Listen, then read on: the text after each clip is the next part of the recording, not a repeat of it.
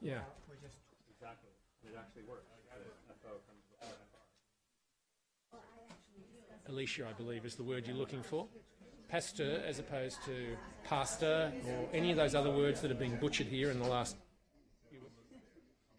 You mean she's running up the road with a backpack? Yeah. Is she almost here? Oh.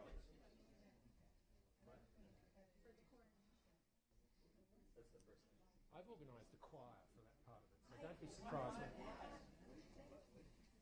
Because you have to have You're not familiar with this. You need the whole commission. It's the rules. It's the rules. I don't think it's a. No, I don't believe it. No, it is. Is it in the bylaws of the commission? I think so. The full commission has to be here. Dude, we've had years where it's gone 2 and 3 months before we've elected someone because someone's always away.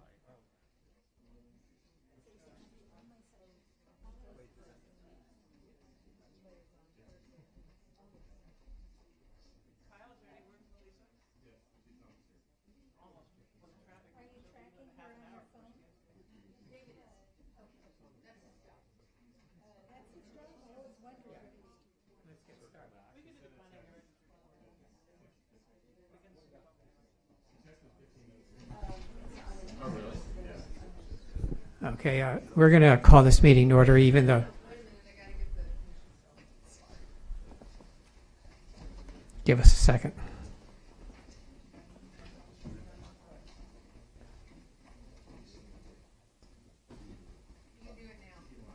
Okay, this is the welcome to the Planning Commission meeting of August 21st.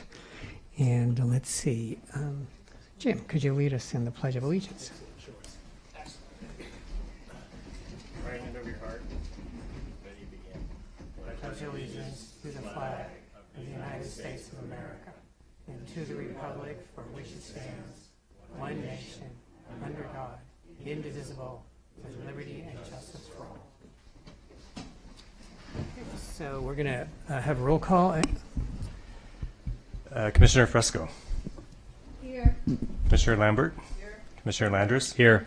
Commissioner McKinnon. Present. Commissioner Pastor's on our way, and Commissioner Reese. Here. And Chair Fondo Bernardi. Here. Okay, Planning Director's report.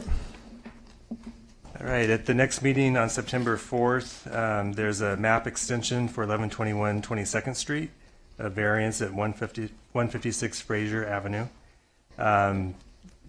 A development review permit at 601 Colorado Avenue, which is a mixed-use project.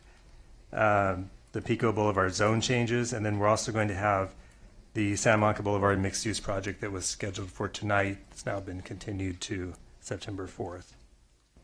On September 18th, at this point, we have another fence wall hedge modification appeal.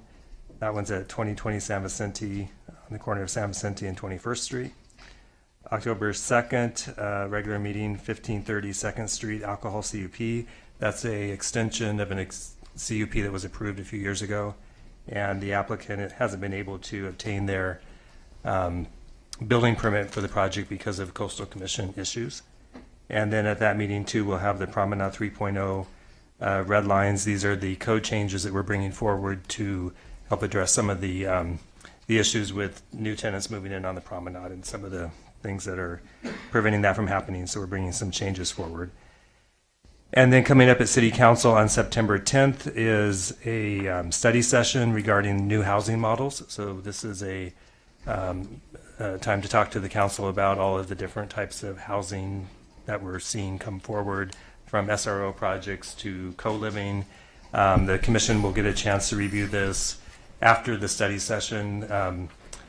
Following the council study session, we'll go to the Planning Commission, the Housing Commission, and then eventually the idea is that we'll go back to City Council with suggested code changes to address these new types of housing that we're seeing. And that concludes my report. Okay, any questions? I'm after Nina, actually. No, I don't have my things. Oh, actually, I think Both Nina. we're both Nina tonight. What was I going to say? Oh. Is the housing model study session thing going to be in writing? It's going to be a written report? Yes, there'll be a staff report that will be published, obviously, prior to the council meeting. And I know it's supposed to be like more than a week before that. Yeah, we're working on it even as we speak. And I would just say, I'm not going to be here, so Have fun, you guys, on September 4th.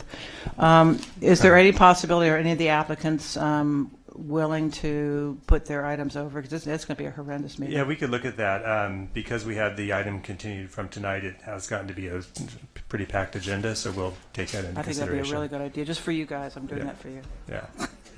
I also wanted, I meant to mention for Commissioner McKinnon, we talked about the mobility report, and it sounds like the December date doesn't work, but we're targeting either the first or second meeting in January. So you could let us know which one works best. Another year. Okay, great. Thank you. Sean? So, David, I was just wondering if you could give us a quick update on the infrastructure situation, Ocean Avenue. Yeah, I don't know a lot of details about it. As most people know, we had several water breaks on Ocean Avenue, which caused some closures. They're currently working on getting the street back open and getting everything done. The idea is to have it done before mid-September, which is when the coast event is planned. It did come at kind of an inopportune time over the weekend because we also had a closure on Lincoln Boulevard for the removal of a crane for one of the mixed-use housing projects. And then we also had a bit of a hiccup with the 500 Broadway project, which when they put up their construction barricades, they took one of the northbound lanes. And that's something that actually has been approved for some segments of their construction, but not this first phase. So even though they will need to use that lane during certain parts of the construction, it'll be very minimal, and we'll make sure that it doesn't happen any more than it has to, because when that lane was closed, it caused quite a backup all the way onto the freeway. So, yeah. Yeah. Thank you for that. And then again, Coast is September 15th. Yes. And I understand that there are some activities planned ahead of time that folks should be aware of to get ready for Coast. Yeah, so this year there's not going to be the stationary booths, but different organizations and neighborhood groups can have kind of what they're describing as roving booths, and the Office of Communication is working with those groups to help them figure out how to do that and what that looks like. Great. Yeah. Thanks. Okay. So perhaps Richard? on the 4th of September, if it's still as busy as that, we should start a little earlier then. I believe it was scheduled for an early start, if I'm not mistaken. Okay. No? Was it? We could consider that, though.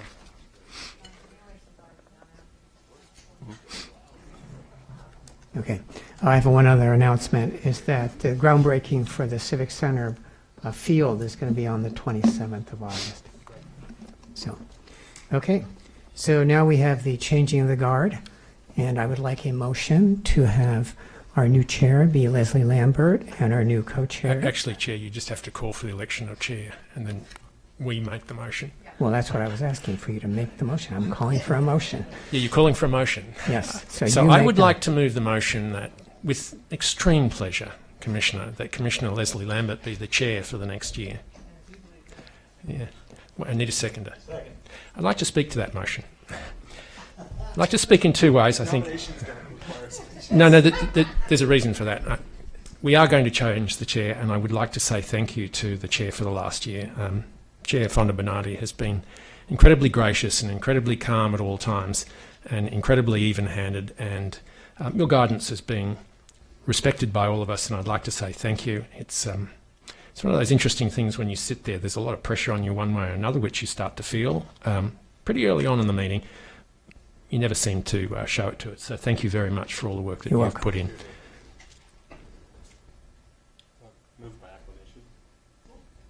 Okay. Okay, I think we switch. No, you couldn't.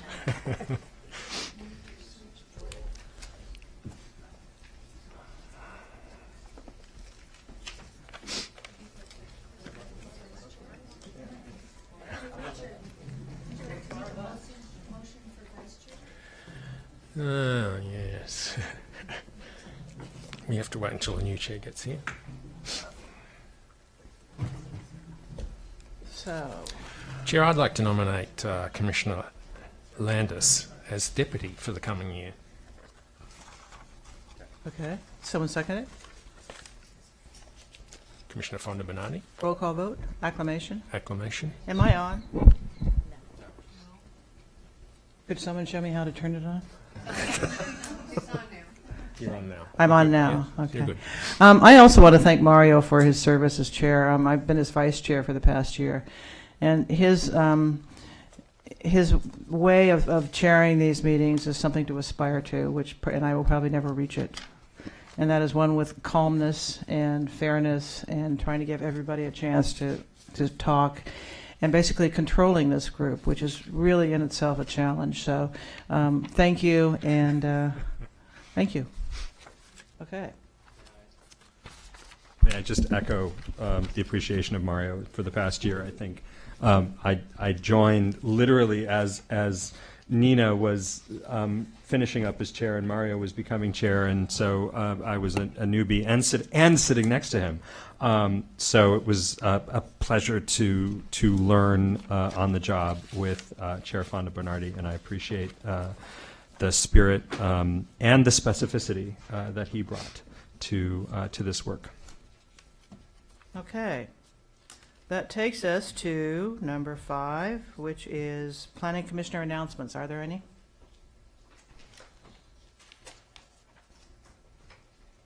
I wanted to say something that I'm going to send an article to all of you that I read today about bike lanes and painted bike lanes on streets and kind of the illusion of safety that they give you versus those that are separated from the street. And it was a really interesting article. It focused on New York. It's actually about Vision Zero and how that is part of Vision Zero and how potentially ineffective they are in terms of safeguarding bicycles.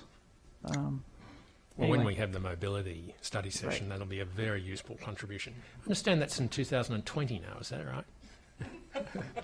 In November? Excellent. November? No, I believe. Oh, November 2020. I hadn't heard that. But Well, it does seem to be two moving reasons to away celebrate, every time the planning director talks. But Okay. Approval of minutes. So moved. second. Roll call? Or Yeah, I just have been advised that I had sent some corrections to the minutes, which are reflected in the minutes that were circulated, and so the minutes that were recirculated reflect the corrections that were made. Okay, is that voice or roll call? Okay, voice. All in favor? Aye. Aye.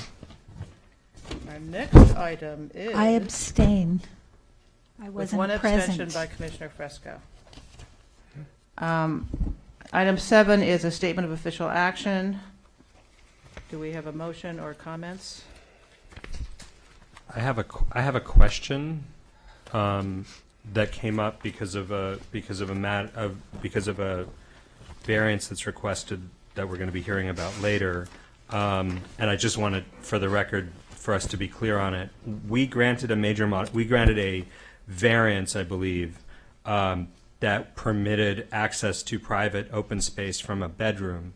The current code doesn't actually require that access to private open space be not from a bedroom. It simply says it has to be from a habitable space. That's a question, actually, I think. Is that a question? Well, my question is, before we approve this STOA with this major modification, are we satisfied that that modification or variance is actually necessary under the code? That's the question that I'm asking, because I'd hate for us to, Does it matter? or does it matter? It's on the record as such, so if we want to bring it up with the Second Street property, we can do it then. Right.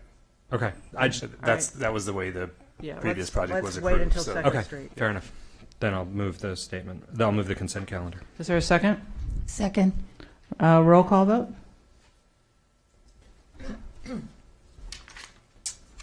Commissioner Fonda Bernardi, Yes. Commissioner Fresco, Yes. Commissioner Landers, Yes. Commissioner McKinnon, Yes. Commissioner Pastor, Yes. Commissioner Reese, and Chair Lambert. Yes. The next item is 8A. I have one chit, so I believe we have to pull it from the theoretical consent calendar. No? Can't we just hear public comment on that consent I calendar? think it's the applicant. Well, that's the point. We have somebody who wants to comment. So then we decide whether or not to pull it. Well, we by virtue of having someone comment, we're pulling it. Yes. We're commenting on the consent calendar. So typically, the commission will pull it if there is a chit. I think what you're thinking of is the council. So they hear from the speakers and then they decide whether to pull it. So we are pulling item 8A, which is a vesting tentative tract map for property at 930 15th Street. The chit is from a Mr. Actually, the name is Les, so given that that's my name, I'm not sure if it's a Mr. or a Ms. Steinberg. The Mr. Right over here, please. And would you please identify yourself? Yes, my name is Les Steinberg. I reside at 924 15th Street in Santa Monica, which is right next door to the property in question. And I'd like to open and say I'm really sorry if this causes any inconvenience to the developer, if this is pulled or I didn't anticipate that. But I also represent our homeowner association. We're a condominium building, and they've asked me to read a short statement into the record here tonight. So my name is Les Steinberg. I'll give you my address. I represent myself and also the CR2 Homeowner Association at the same address. We would like to wholeheartedly support this project. We think that it will be an asset to the neighborhood, and we very much like the architecture of the building. We do have a few concerns that we hope the developer can accommodate. First of all, when they excavate the hole and fully expose the foundation block wall on the south side of our building, we are concerned about any damage that might occur to it. Also, since it will be fully exposed, we would like to ask and are asking the developer to paint the side of our foundation block wall with some type of a waterproofing paint, like dry block or whatever is the in thing right now. In addition, at the point where the foundation meets our wall, which is their walkway, we're very concerned that the connection is well sealed, because on the north side of our building it was not done properly. We had leakage for many years that it took a whole lot of effort to correct. Secondly, we would like to be given a few days' notice before the demolition begins so that we can adequately cover our furniture and other materials on our patios, make sure our windows are closed against dirt, dust, and debris. We had received something in the mail that they were going to demolish the building several weeks ago, but that notice came after the date they were supposed to demolish, and the building wasn't demolished. I guess there was a delay. Thirdly, we would like to ask the developer to provide a cleaning crew periodically if our patios, windows, walls become dirty or debris laden during the construction. And finally, we would like the developer to be responsible in correcting any damage that may occur to our fencing or property in general.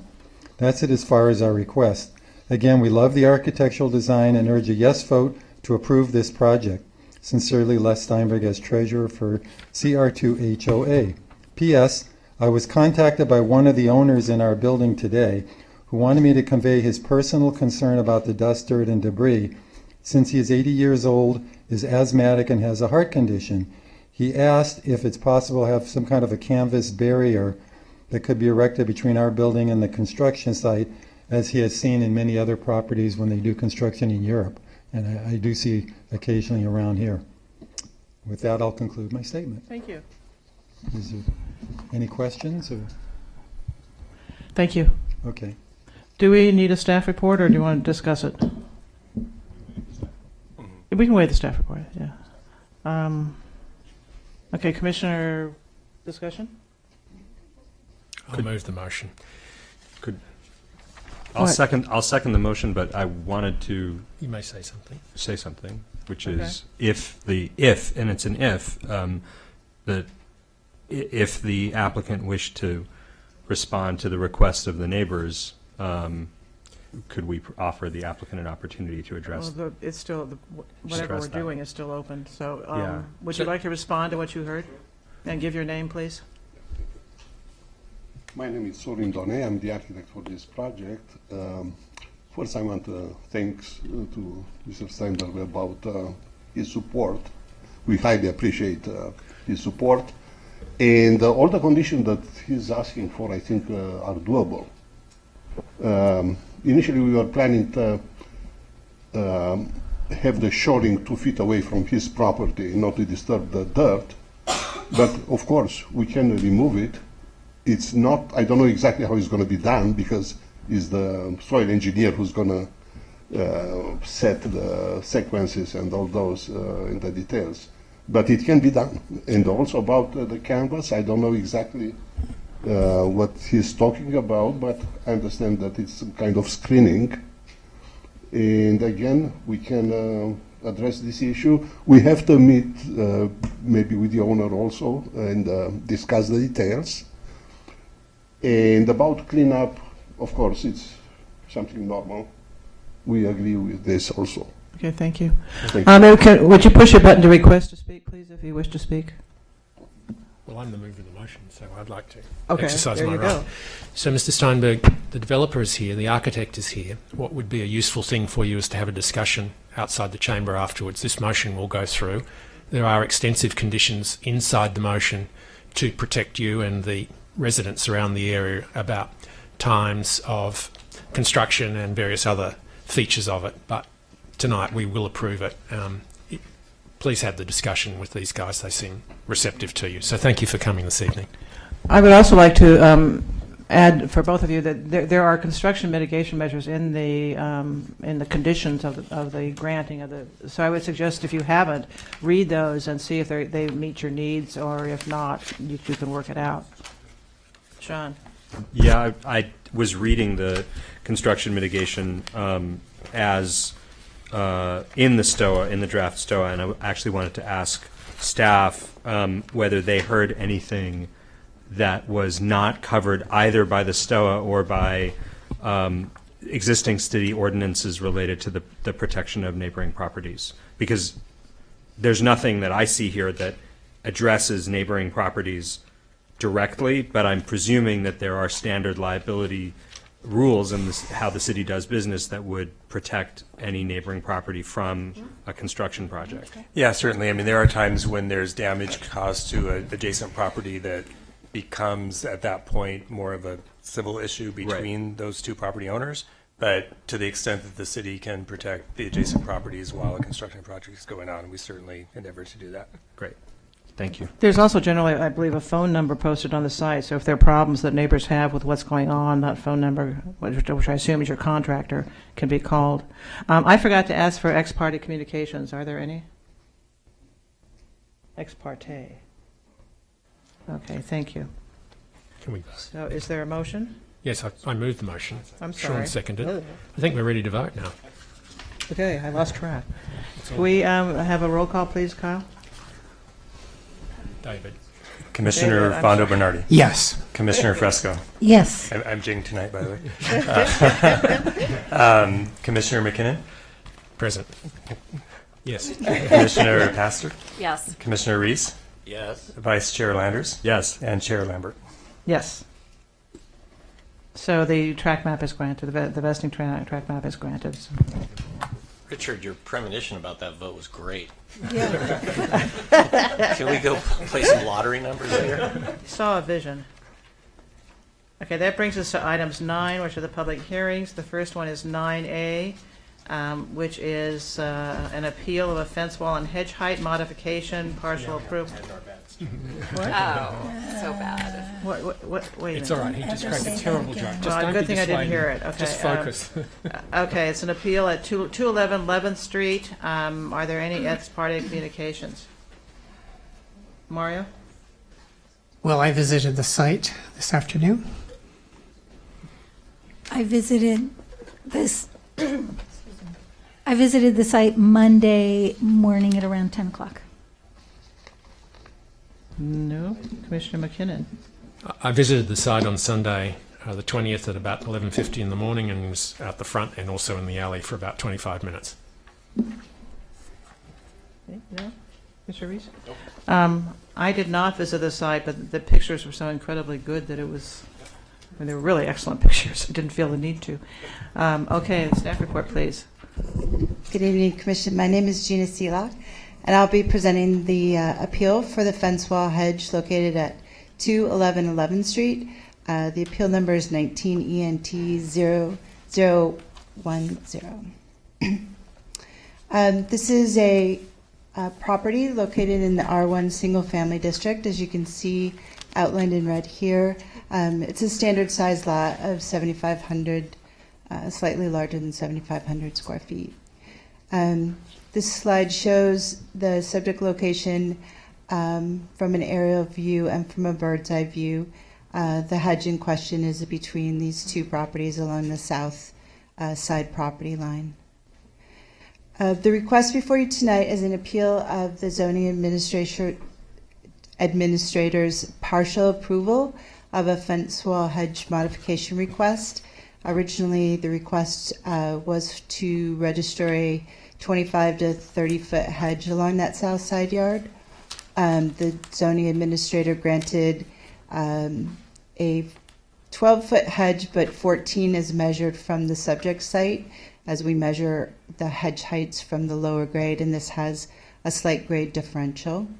The applicant then appealed that determination, but also reduced the request for the hedge height to 18 feet. So here you can see in the photograph, this is the subject hedge. It is behind the front yard setback, and here's a straight-on view, which is along the driveway side. These are a series of photographs that just give you a more up close and personal view, which you should also have in your packets. This is the hedge between the two properties again, and on the left is the subject property at 211 11th Street. And this is part of what the applicant is requesting in their appeal statement is for privacy of their floor plan and their living space on the second and first floors.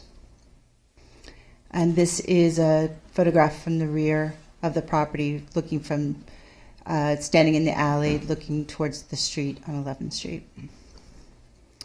And lastly, this is from the subject property's rear yard, and you can see the hedge here along the side property line. This particular case was brought before you, or brought before the zoning administrator due to a code compliance case, so that the applicant then filed the request to modify the hedge height. Here you can see the site plan, and the hedge is outlined in red along the side property line. This is also a view of the subject hedge approximately from the date of construction, or sorry, not construction, but the purchase of the home by the applicant.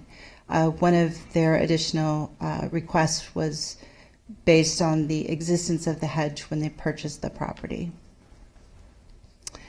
This is a contextual map which shows you the registrations and existing legal non-conforming hedges within the block. Of note, it's a little bit different than what's in your staff report. Thanks to Commissioner Fresco, who pointed out that this particular property on Georgina has a registration, and this particular property on Carlisle has a registration. Now, these registrations are primarily along the front and not along the side property lines. In most cases, the registrations are compliant with the wall and hedge heights. The exception is this particular location at 1030 Georgina. The front yard has a hedge that I'll show you in a future picture that is 9.5 feet along the front yard setback. And the subject property is starred in the corner. So this is just two contextual photographs to show you the adjacent neighbors and the subject property. The properties to the north and the south of the subject property. And this gives you a little bit of an idea of what we're trying to show in terms of the neighborhood compatibility. It is pretty difficult to go onto someone's property, so we're taking street views and trying to use those to interpret the existing hedge heights. So these were three properties along the west side that have hedges that are either in the front yard setback, as these two are, or possibly along this particular portion, which is behind the front setback, that are higher than 12 feet, it appears to be. These are the two or three corner properties.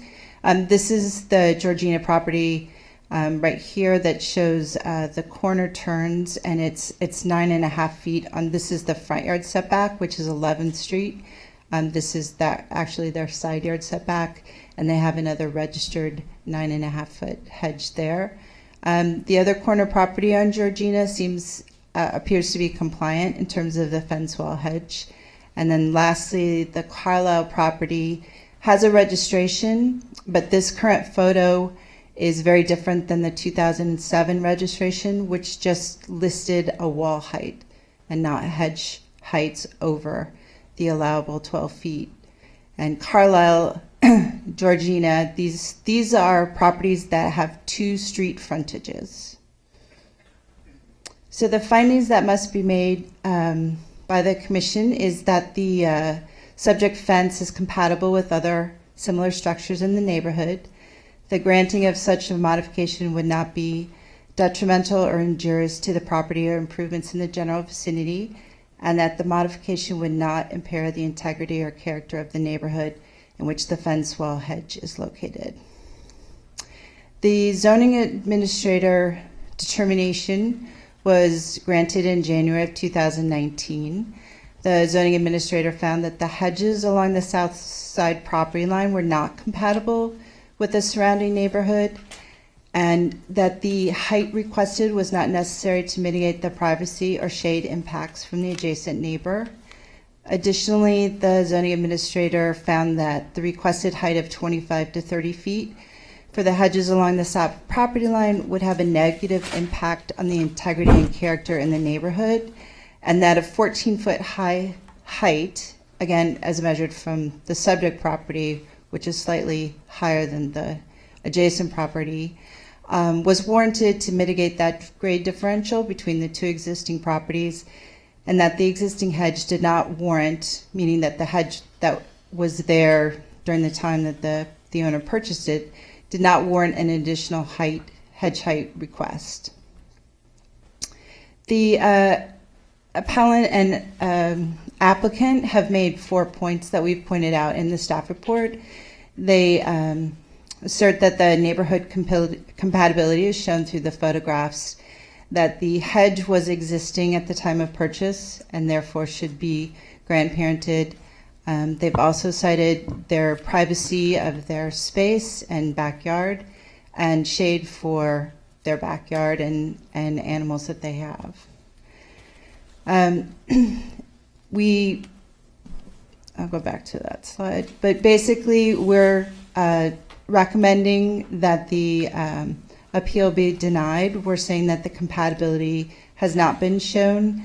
The existing hedge is not a reason to grant a modification because we had a registration process from 2005 to 2007, and that privacy can be obtained by the typical use of blinds and shades, and that shade is not necessarily the mitigating factor for a higher hedge along a side yard.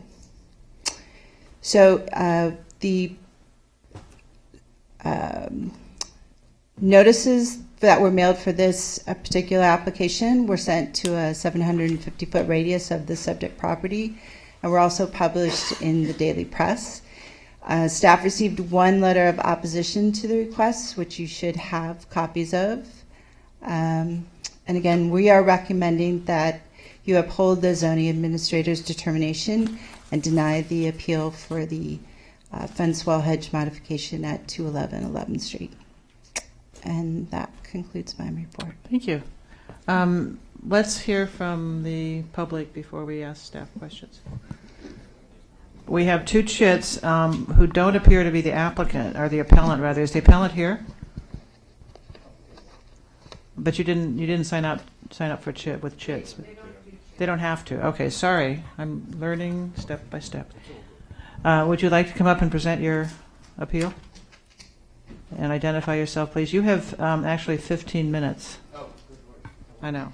That doesn't mean you have to speak for 15 minutes. No, it's okay. It's okay. Your presentation was great. I'm not loving your conclusion, but I do appreciate the thoroughness of the presentation. Yeah, look, if I'd Could you known... identify yourself, Oh, I'm please? sorry, my name's David Rosenthal. I live at that residence with my wife Gracie, and we have a son and another son who's due next month. Yeah, when I purchased, I've lived in the house almost 15 years, and if I'd known that there was, I was not aware that we had to apply. I wasn't aware that this law existed, like, because the previous owner, it's been this way for decades, this high, well over this limit that I was unaware of. I would have obviously applied for it if I'd known it was going to be an issue, but I didn't, and so 14 years into owning the home, suddenly it's an issue.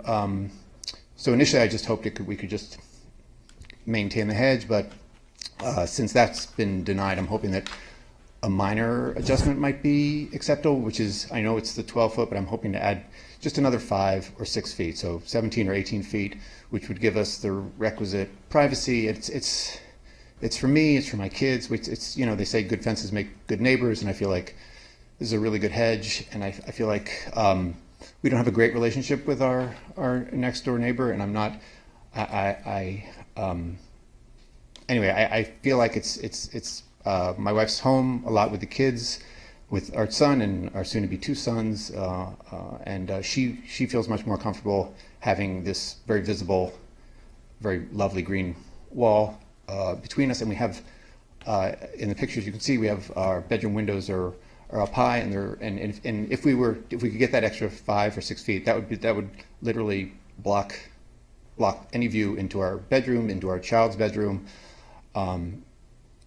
That's the main reason. There's another issue, which is the shade and comfort it provides to our backyard, which we love. We love the privacy. We love the shade.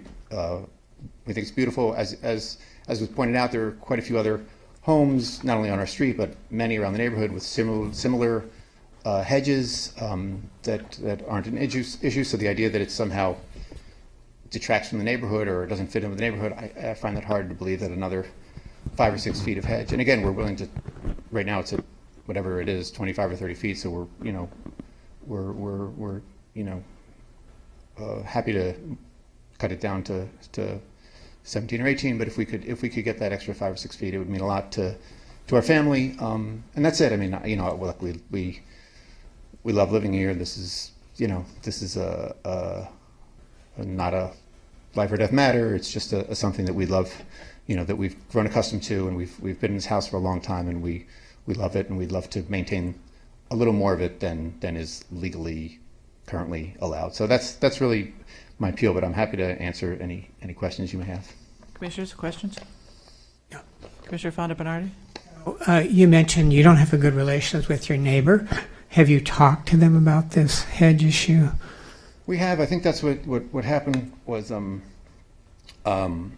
yeah, there was just what happened was basically that we had we hired someone to occasionally trim it, and our neighbor tried to trick the guy into chopping down the whole hedge. Like, he told them that we wanted that the whole hedge was to be eliminated, which the guy who we hired came back to us and was like, just so you know, your neighbor said you agreed to eliminate the hedge. And so at that point we felt we were dealing with a neighbor we really couldn't trust, and then after that he just stopped letting us trim the hedge on his yard, and then filed a complaint that our hedge was impinging on his yard, when in fact he created the problem by never letting us trim the hedge anymore. We weren't allowed back there. Obviously we can't go into his yard without his permission, and he refused to give us permission. So, and then we got into this notice that our hedge we needed to lose 20 feet off our hedge, whatever it is, 15 feet off our hedge, and we thought it seemed to be in retaliation. It's in some ways more motivated by hostility than by an actual problem with the hedge. But again, the last thing I want is a neighbor dispute. I just would like another 5 or 6 feet on our hedge. That's all. Okay. Thank you. Thank you. Commissioner Landris? So, one of the points in the decision has to do with ways of protecting privacy other than a hedge, and I was just wondering if you could speak to other options that you have considered in terms of preserving your privacy with respect to window treatments, drapes, opaque things. We have window treatments. We can shutter our windows But as you can see, we live in Santa Monica. We live in this wonderful, beautiful neighborhood. We love to keep the windows open. We love the fresh air. We love it for our son. We love it for our animals. We love the light. We love the air. So yeah, we'd rather not feel like every time we open the window, we feel vulnerable and exposed. We'd rather open our window and just see a beautiful green hedge. That's all.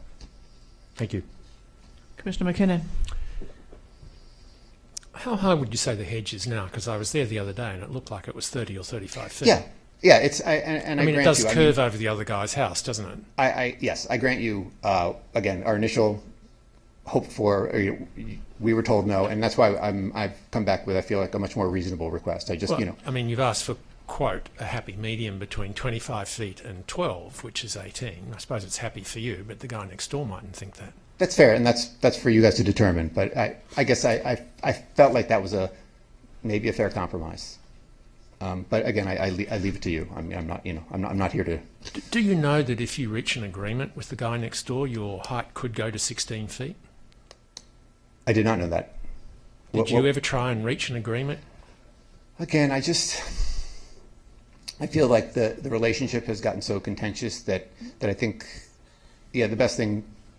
I don't feel like communicating is a. Because coming here is not really the best outcome. Right. Because we're going to make a judgment. That mightn't be what you want. I know, and I'm willing to accept that. I understand that. I understand that. I do. I realize that. Like, this is the worst option you can possibly have. We're really bad. The worst option. I don't know. I mean, I think it's okay. I mean, I'm willing to I understand. I respect the council. I respect the community. I love Santa Monica. And if you guys just tell me I got to chop my hedge down to 12 feet, I'm going to chop my hedge down to 12 feet. Can I ask, is that true if you reach an agreement with your neighbor, you can go to 16 feet? The planning department advised. I will didn't know that. I will address that point, which is at our first hearing, that issue was brought up, and my neighbor made it very clear that was not. He had no interest in it being anything but 12 feet. Possibly it was too late at that stage. So yeah, and that's fair. Again, I'm not saying I'm blameless here. I'm just, I just feel like we're at a stage where.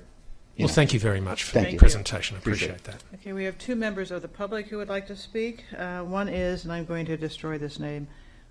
Let's just say Mr. Kasabian. Kasabian? We can't be that far off. Well, there are only two.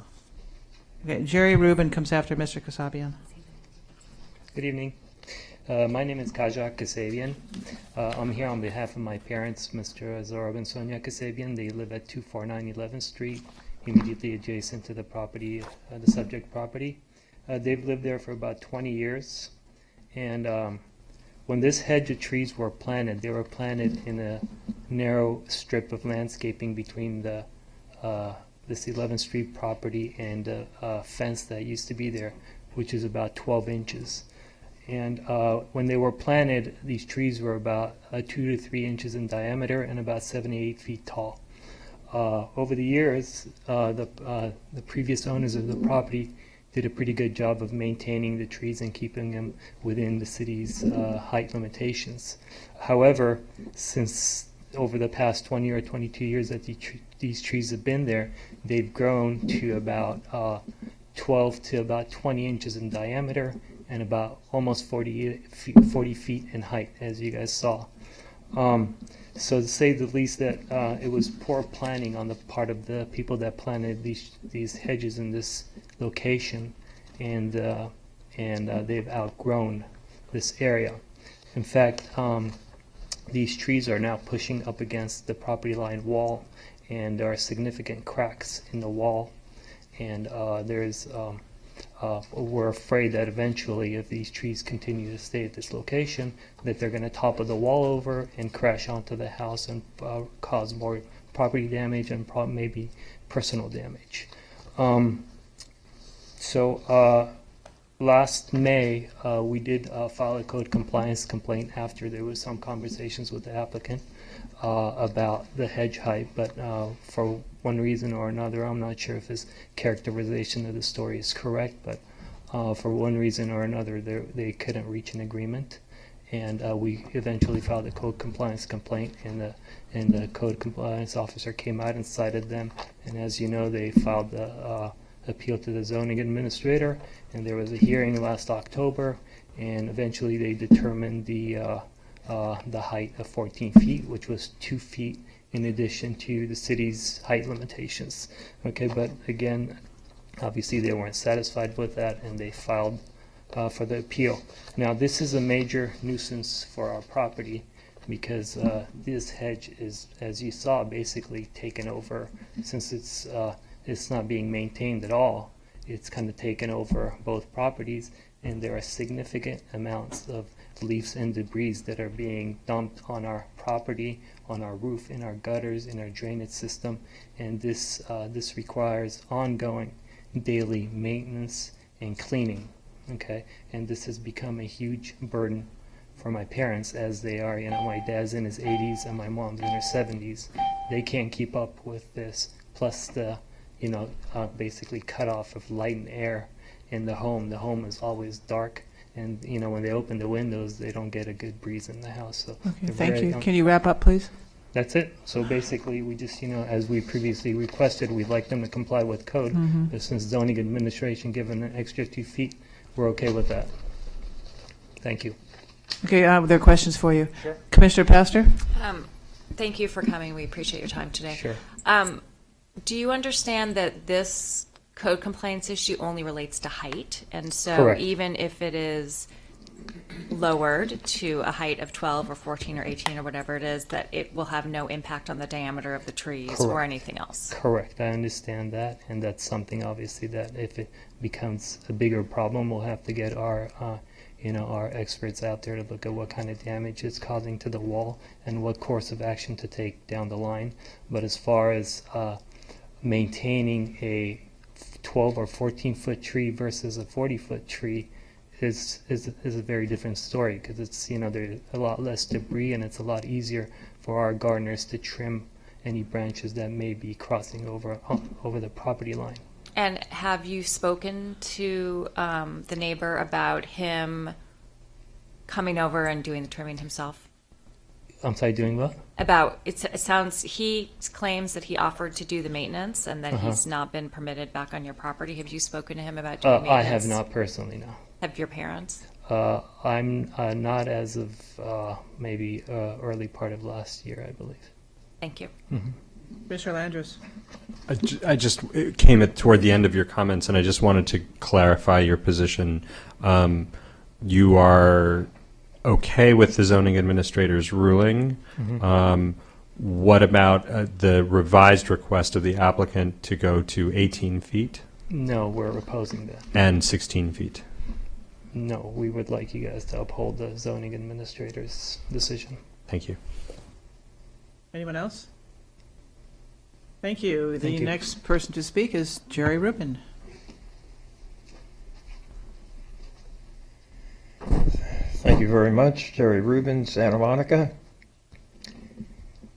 Chair Lambert, Vice Chair Landris, 2 new commissioners. Well, I didn't know this was going to be on the agenda. I'm not familiar with all the details except what I've heard today, but in general, I'm supportive of reinvigorating a process, even though I know staff knows it might be a little difficult, because I think the time is right to revisit the hedge height.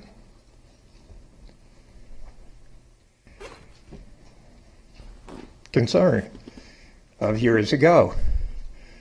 I think privacy is an issue. I think safety is an issue. Doesn't mean we're an unsafe city. It means people have their own concerns. Doesn't mean that it's going to open up a whole can of worms and everybody's going to do it. But you need to have a process that doesn't say, is this in keeping with the community? Because what I understand Santa Monica to be is a diverse community with different things, with different concerns of families and not just, well, we want to walk by and be able to see in your house, so we demand low hedges. I think there's a difference between fences and greenery. I think there's a difference between hedges and trees that need to be sliced off. And I think it would be very nice, especially with the private tree ordinance being considered now in the next year by the Urban Forest Task Force and everyone else, that this be reopened. Now, I don't think it's so much an issue of height. I think it's an issue of maintaining those trees so they don't go on the other person's property. And from what I've heard from the applicant, they are doing that and want to do that, and that should be mandatory to do. The trees were there. As far as grandfathering it in, why not give the people that didn't get it last time another chance to grandparent it in? For whatever reason, whether they didn't know, they didn't hear, they didn't know, I think it's a better thing because it adds to the greenery. But I think you need to tighten up on the maintenance so it doesn't cause anyone else a problem. But I really believe that if people are concerned about all the things families are concerned about, that helps with making Santa Monica what Santa Monica really is. Thank you. Thank you, Jerry. Okay, the appellant has 3 minutes to respond to what he has heard, if he chooses to.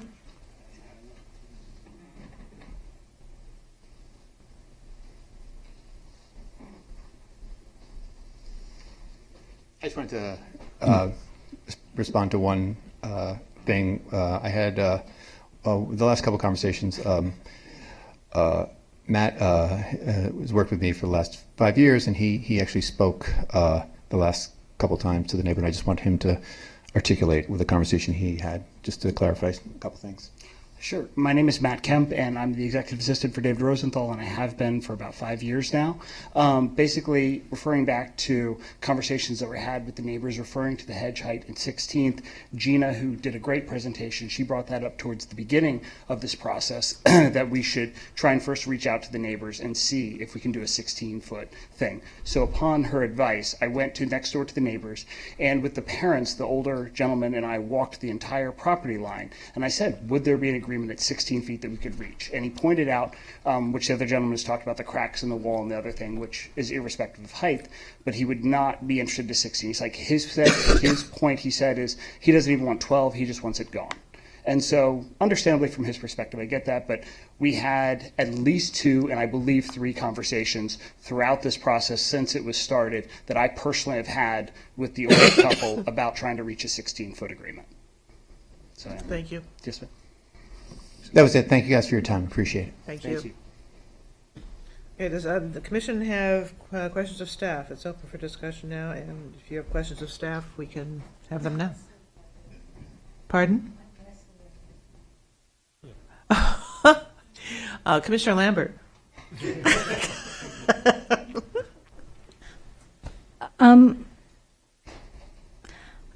I just, can I just jump in? Sure. You guys ready?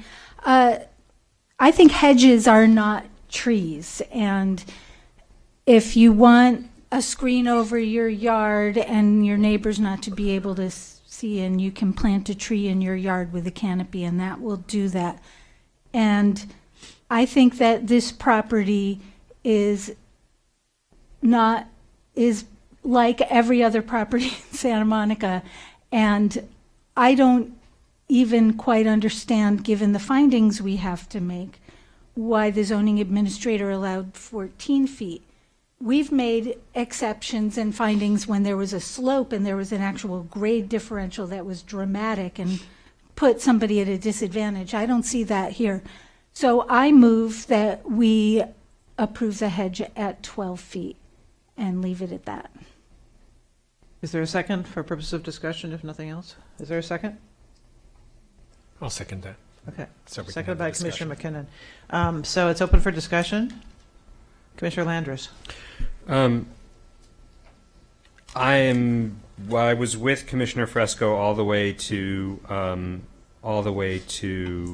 the motion, which is I would prefer to simply deny the appeal and follow the zoning administrator. I looked at if we look on page 5 of the staff report, the grade differential issue, I don't believe that the zoning administrator actually approved 14 feet. I believe the zoning administrator encountered difficulty measuring the grade differential and therefore approved 12 feet from the higher grade, which yields 14 feet in effect, but was not a 14-foot approval. So That's not I'm what it said. well. That's what it said. Can you as ask? I- Have staff- can we have get staff a clarify it, Can please? we? I mean, my concern is that we would approve 12, and we would make some kind of point, and then it would end up being the same thing. Where the simplicity, the simpler move for us would have been to simply uphold the decision that was made.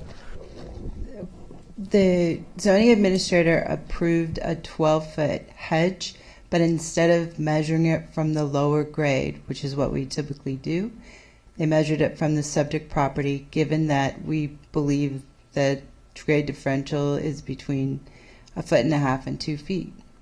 So the way that the determination was written is it's measured from the subject property, not the lower property, which is the standard procedure that we use in determining how high a hedge can go. So typically, you would measure from the lower property. Correct. And so that was a slight Yes, was a slight so we variance. said we will measure it from this to 1111 Street and say. Okay. Commissioner Fresco, do you want to respond? I just want to ask what the rationale for doing that was when there wasn't a disadvantage to the applicant to have it. I mean, basically, if a property is lower and they really are very exposed by the higher property, that makes sense to choose the lower grade to measure the hedge from, or the higher grade, so that they're protected. But I don't understand why the higher property got the advantage when the lower property clearly doesn't want any more than they're allowed. Am I making any sense? Yeah, I mean, it's difficult to measure the grade differential, and in effect, what we said was it's 12 feet, but we're measuring it from the subject property, which is, just, I guess, looking at it in a way that makes it easy to measure. Because if the grade is going to change here and there should be a level grade, and we have to keep in line with that. But I can't exactly give you the gradient of differential. So, the determination says 12 feet. We just decided to measure it from the subject property.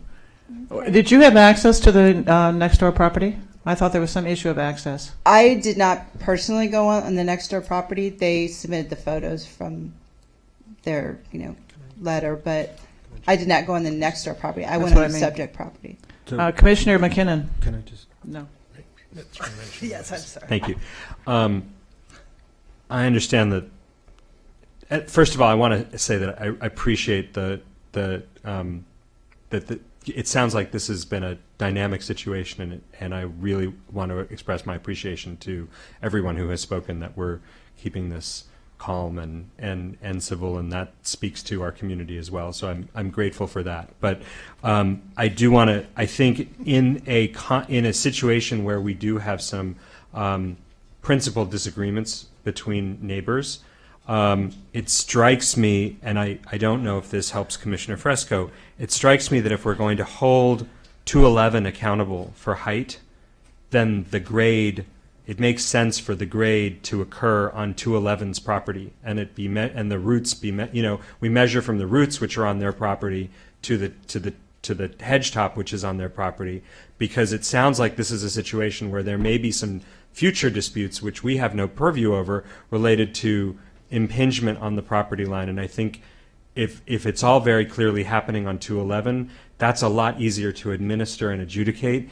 than if we're suddenly measuring from a different property to figure out the hedge height, where we're creating an incentive, maybe even for some regrading that could change the rules down the road. And I don't want to say that that would happen, but this feels cleaner the way the zoning administrator approved it. And so I would simply, I guess, ask the maker and the seconder of the motion if they would consider simplifying the motion. So basically, let me sum. What you're saying is to measure it from the subject property. I'm saying we deny the And- appeal and uphold Right. the zoning administrator's decision. I would agree with that. Commissioner McKinnon. Thank you. So the issue is it's 12 feet. It just depends where we measure it from. And the subject property is going to have 12 feet on their side, but the people on the lower side now have a 14-foot high hedge outside their house. And there are always two sides to this coin. That your privacy is their dark walls. They can't look out without seeing the green. And so these rules were implemented, and these rules are in place. And when people come and say, well, someone down the road has got a hedge that's 65 feet high or whatever, it's the same as the zoning code. We made some changes a week or two ago about what you can build in R1 now and what you can't build. And so some people will have rules that are different going forward.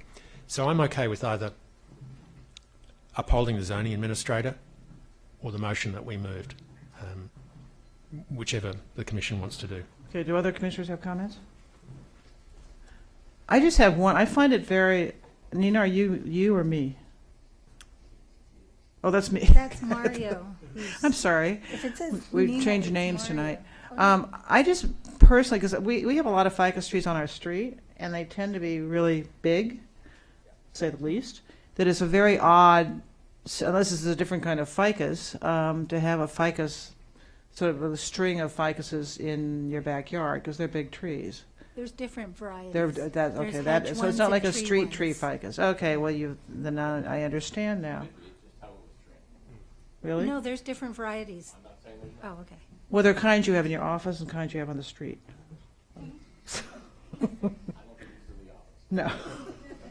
So, Chair, I would like to withdraw my seconding of our initial motion and move the motion that's on the agenda, which is to deny the appeal 19E and T, and then I'll move the statement of official action as written in the agenda. Is that two separate motions?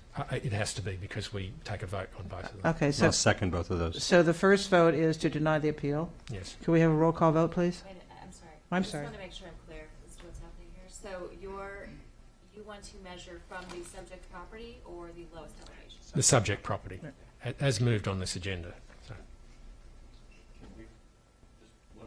We vote? Of course. To me, this is why, we have these rules, and if you're going to deviate from the rules, it's important to have good relationships with your neighbors. This kind of this mandates that people have good relationships with their neighbors. It's not always possible, but at least makes them try. So that's where my head is at. I would be more accommodating if there was some agreement there. So good neighbors make good hedges. Yep. Hedges don't make good neighbors. You really are on fire tonight, aren't you? Okay, so roll call vote, please.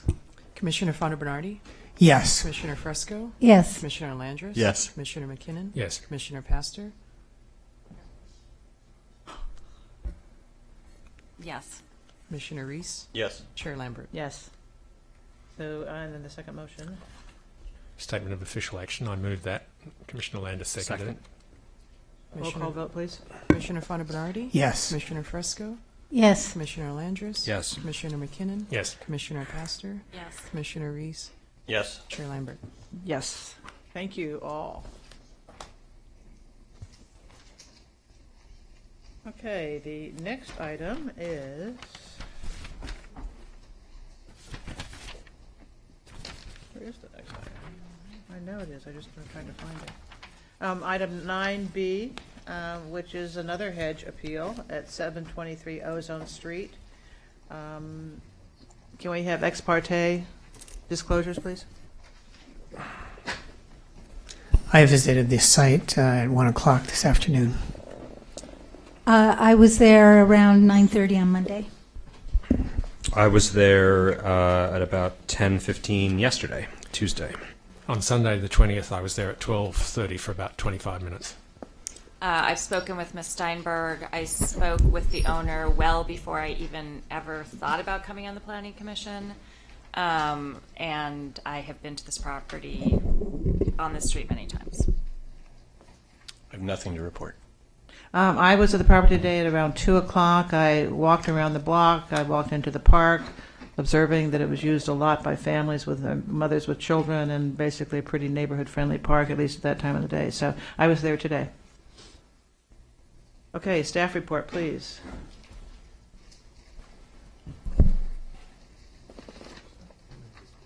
Oh, yes, can we have people please, if you're going to leave, unless you want to stay and watch the whole meeting, please do so. Thank you.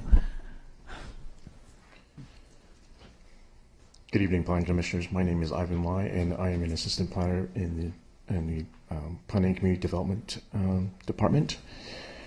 I'm here today to present, or this evening that is, to present an appeal of a denial of a fence wall hedge height modification. The initial appeal is 19 ENT-0145. The property is located at 723 Ozone Street. It's zoned Ocean Park single unit residential, and the lot size is 2,000 square feet.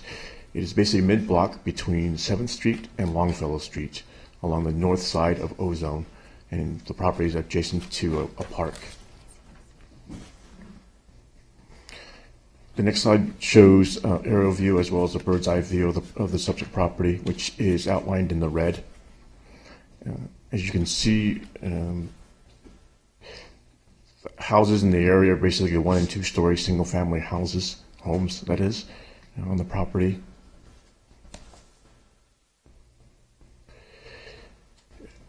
On the next slide, the site plan shows what the applicant was proposing, and basically is the retention of the existing hedge at 12 feet in height along the front and side property lines. As you can see from the site plan, this single-family residence, 2-story single-family residence at this location here, and Ozone's on this side. Next slide shows the subject property looking from across the street from Ozone Street, that is. Once again, the appeal of the zoning, this is basically before you is an appeal of the zoning administrator's denial of a fence wall hedge modification to allow a 12-foot high hedge within the front yard setback along the front and side property lines. Next slide shows the view of the existing hedge along the front parcel line, as well as the view of the existing hedge along the side parcel line on the west side. And the height at 12 feet is measured from sidewalk grade. And the slide shows existing hedge interior views in terms of its height at 12 feet. Before I start on the context map, I want to make a correction on the staff report. It did state that there was only one parcel that was a legal, a registered legal conforming property. In other words, there was basically 3 other properties within the Ozone area, within the 1 block area, that had legally registered or modified fences, hedges, walls, as you can see. And so I just want to put that on record that that was a correction on the staff report.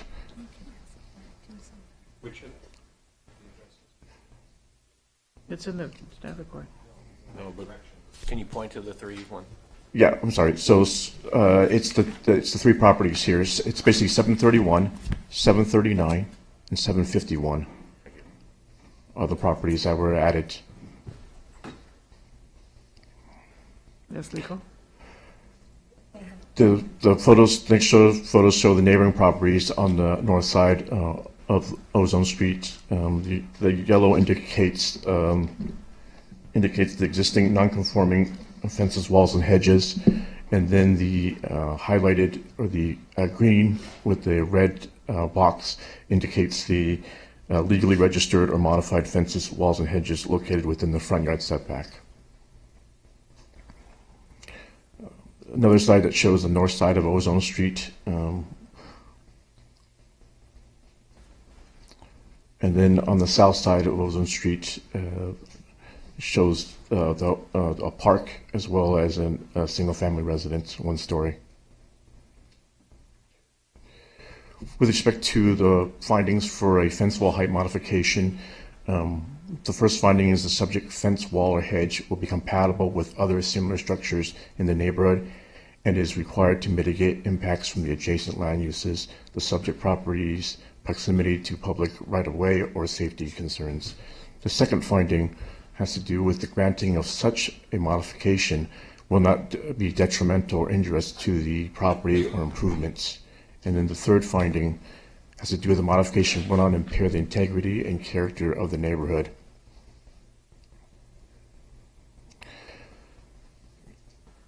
With respect to the zoning administrator's determination, zoning administrator denied the fence wall hedge height modification on April 4th of this year.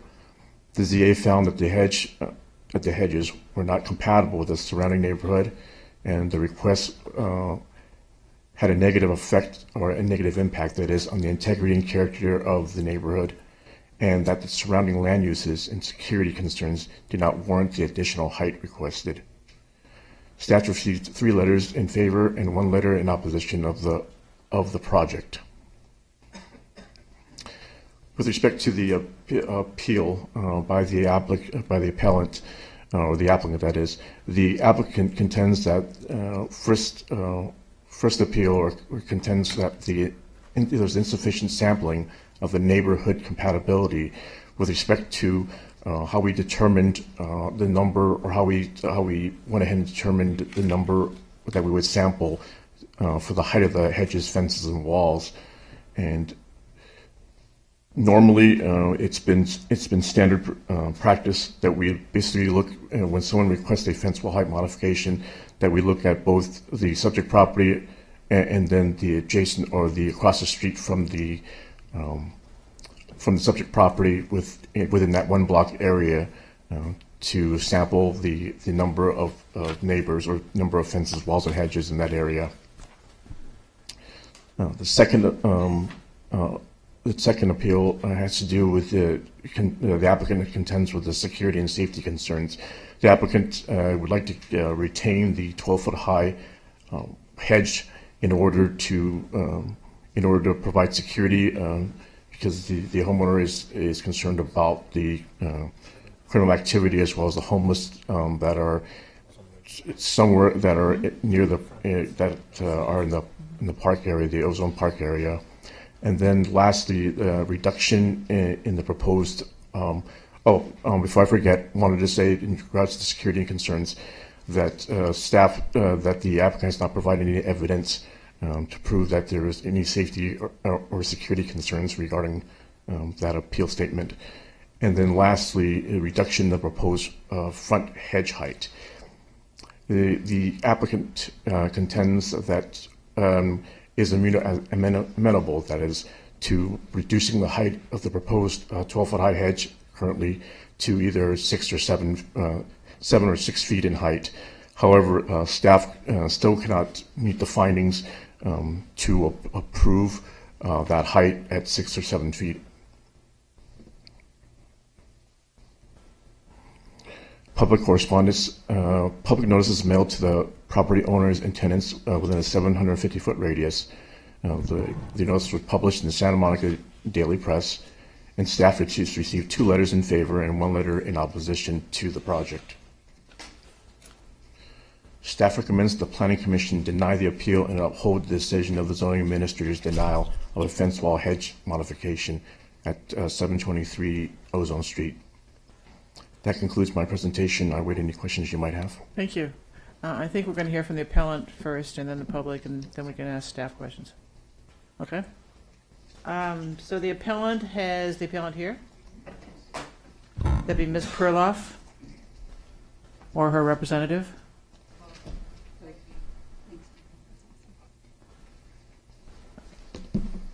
You have 15 minutes.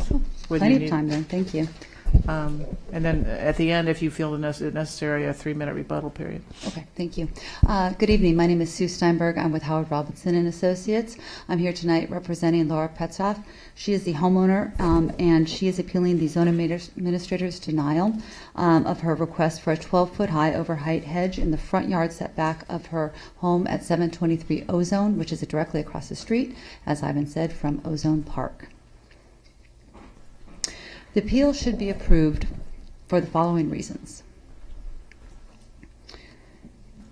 First, the request meets all of the findings required to grant the hedge height modification. As you know, what we look for in findings are: 1, is the hedge compatible with the neighborhood? Is it required to mitigate impacts from adjacent land uses? Is the hedge detrimental to the general vicinity, or does it impair the integrity and character of the neighborhood? Well, when the ZA denied the modification, staff had only considered, quote unquote, the neighborhood as one side of one block. Just the 19 parcels along the north side of the 700 block of Ozone was what they analyzed. However, I think most people would consider a neighborhood as larger than just one block.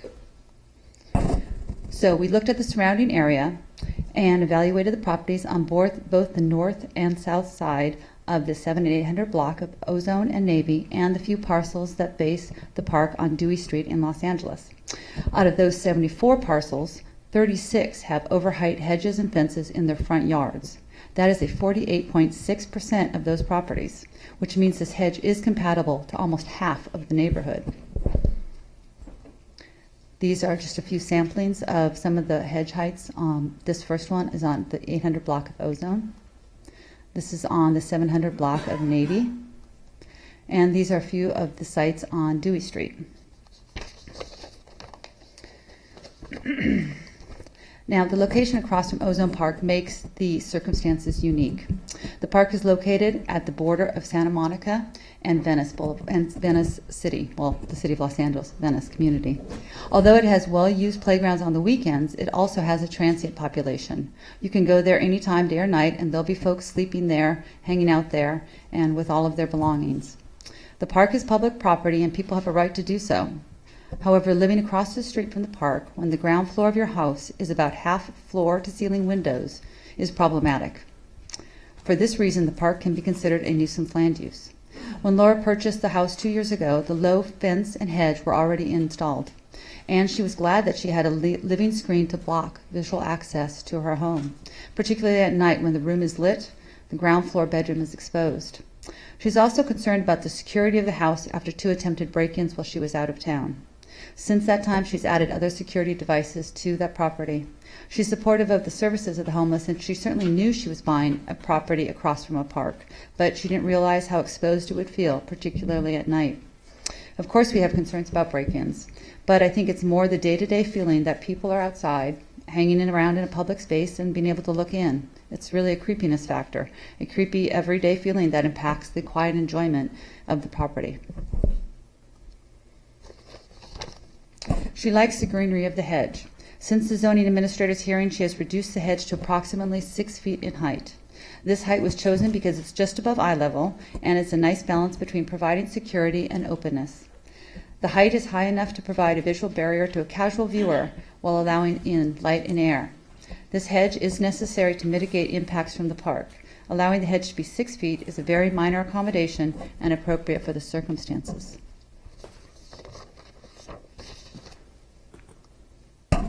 In addition to meeting the findings, there are numerous precedents of modifications granted for overheight hedges and fences in the front yard. In fact, there was one in the 800 block of Ozone, approximately 400 feet away. The property was granted an overheight front yard hedge by the ZA in 2018. These findings were made by citing the proximity to Lincoln Boulevard and Ozone Park. That case cited the park having, quote, unsecured public access allows persons who overnight camp or use the facilities in conflict with stated park regulations. In that case, the ZA decided the 8-foot hedge and a 4-foot high, 9-inch fence would provide a level of privacy and security to address that concern. Another front yard modification for a front yard hedge of 6 feet 8 inches was granted in the 600 block of Navy. In that determination, the hedge was judged to be necessary to mitigate traffic noise and provide privacy. Here is a list of other precedents of approved for over-height front yard fences for single-family homes in the last 3 years. I would also like to add that Laura has support of her neighbors. She submitted letters from neighbors prior to the ZA hearing and this hearing as well, including both of her next-door neighbors. They support also this hedge height modification. Additionally, you'll hear from them tonight. So in conclusion, we meet the 3 findings for the required overheight hedge. We are compatible with the neighborhood. The hedge is required to mitigate the impacts from adjacent land uses.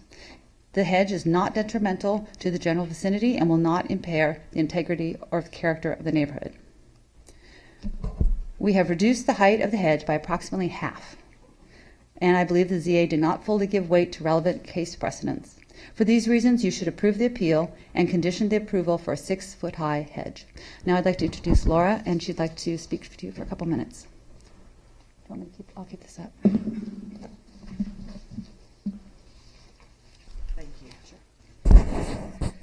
Good evening. Thank you, everyone. First, I want to start by thanking everyone for your service to the community and for all the time and effort that you put into this. I'm a new resident of Santa Monica. I just moved here when I purchased this home, and it's been a wonderful experience for me to live here. So it's important that you do what it is you do for Santa Monica. So thank you for that. I'm here on behalf of myself. I'm here on behalf of this appeal, which is very important to me. I made the unfortunate mistake of representing myself the first time around. I didn't know anything about this process, and I didn't know what to do or how to do it. So now I'm well represented. As you can see, we've already cut the hedge down to 6 feet. I think the request that we're making now is a moderate request, and I believe that we fully meet all the requirements that we need to meet in order to overcome the findings that we need to make. The first one is that of compatibility. I think all of you said that you were in the neighborhood today or within the past week or so. The issue is the hedges. Are the hedges compatible with the neighborhood? Even if we were to determine that the neighborhood is just that block, is that small group of homes that are located across from the Ozone Park, you can see that many of them, if not most of them, registered or not registered, have hedges that are more than 3 feet 6 inches tall. Period. They just have that. A 6-foot hedge is compatible with what's right there, if you define that as a neighborhood. But there's no definition of neighborhood. So what's a neighborhood? A neighborhood is more than those 19 houses. A neighborhood is all of Ozone Street, and it's Navy Street. Walk up and down Navy Street and see what's on Navy Street. More than half of the houses on Navy Street have hedges far higher than 6 feet tall. They're higher than 8 feet tall. They're higher than 10 feet tall. You can't see anything. So compatibility is simple. A green, beautiful, and actually almost translucent hedge fits in with the neighborhood. That's really what attracted me to that house. I have no idea what I just did. Indisputably also, this is a unique property in a unique situation because it's across the street from a park. A park is a public place. One of the great things about the park is, as one of you said, if you're there during the day, there's a lot of families there. There's, on weekends, on Sundays particularly, there's kids throwing the football around. There's moms, or actually more, it's the nannies with the kids during the day. But man, once the sun goes down, it's a whole different scene. I'm a single woman. I live alone. The bottom floor of my house is almost all glass. I have done everything I can with the assistance of a security consultant. There's a big camera. I have an alarm system. I've enhanced it as much as I possibly physically can. And it helps also to have a hedge. It's not a hedge that's so tall that people can hide behind it. That's not the purpose of it, and you can see through it as well, but that helps the security somewhat.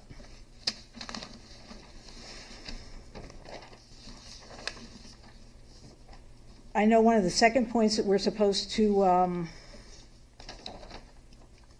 comply with is whether this is detrimental or injurious to the neighborhood.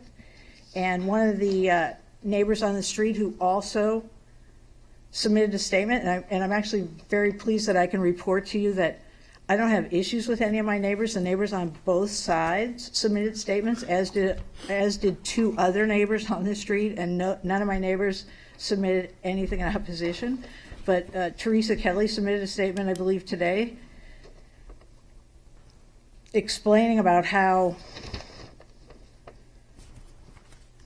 this request for modification is not detrimental or injurious. The second prong, saying that instead, the requested modification engages the eye, the architectural design engages the eye with the second floor balcony and the large windows up above that, to use her words, animate the front and side facades. And she says, eyes on the street is a proven concept to making the neighborhood safer. The upper level openings provide that visibility, and the ground floor bedroom with shades drawn on the windows does not engage the street. And then the third prong is the modification will not impair the integrity and character of the neighborhood in which the fence, wall, or hedge is located. It's not that different from the compatibility, at least as I understand it, but I may not be understanding it right. But in any event, I think the character and integrity of the neighborhood is enhanced by the look. The look is welcoming. It looks far better than just a flat white wall. It looks far better than a chain link fence. It's actually pretty. It's got character. It's something that's pleasing to look at. It looks better to have something that's green and lush. There's nothing offensive about it, to be sure. So, in any event, I'm proud to be a resident of Santa Monica. I'm happy to answer your questions. I'm also, as I say, pleased to tell you I don't have disputes with my neighbors. And I also have neighbors and friends here tonight that would like to speak to you about all the reasons why they think that you should approve this appeal. So if you'd like me to answer your questions, Yes. I'd be more than happy to do it. Thank you. Do commissioners have questions? No, they can ask now. I don't see any request to speak.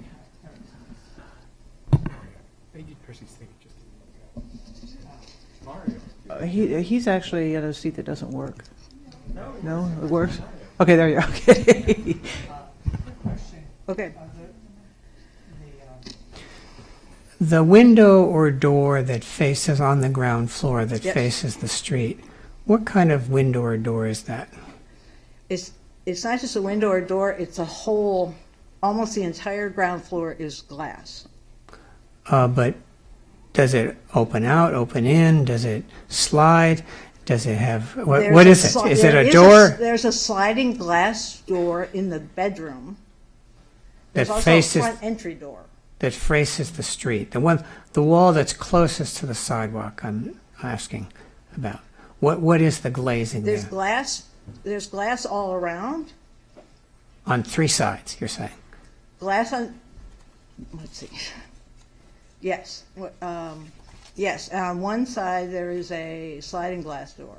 On the side, it would be at the side yard in this case, you're saying? Side yard. Facing Lincoln, presumably, or? No, the other way. Facing the ocean, let's say. Yes, Okay, so there's a sliding glass door there, and then on the wall directly facing the street is what? glass.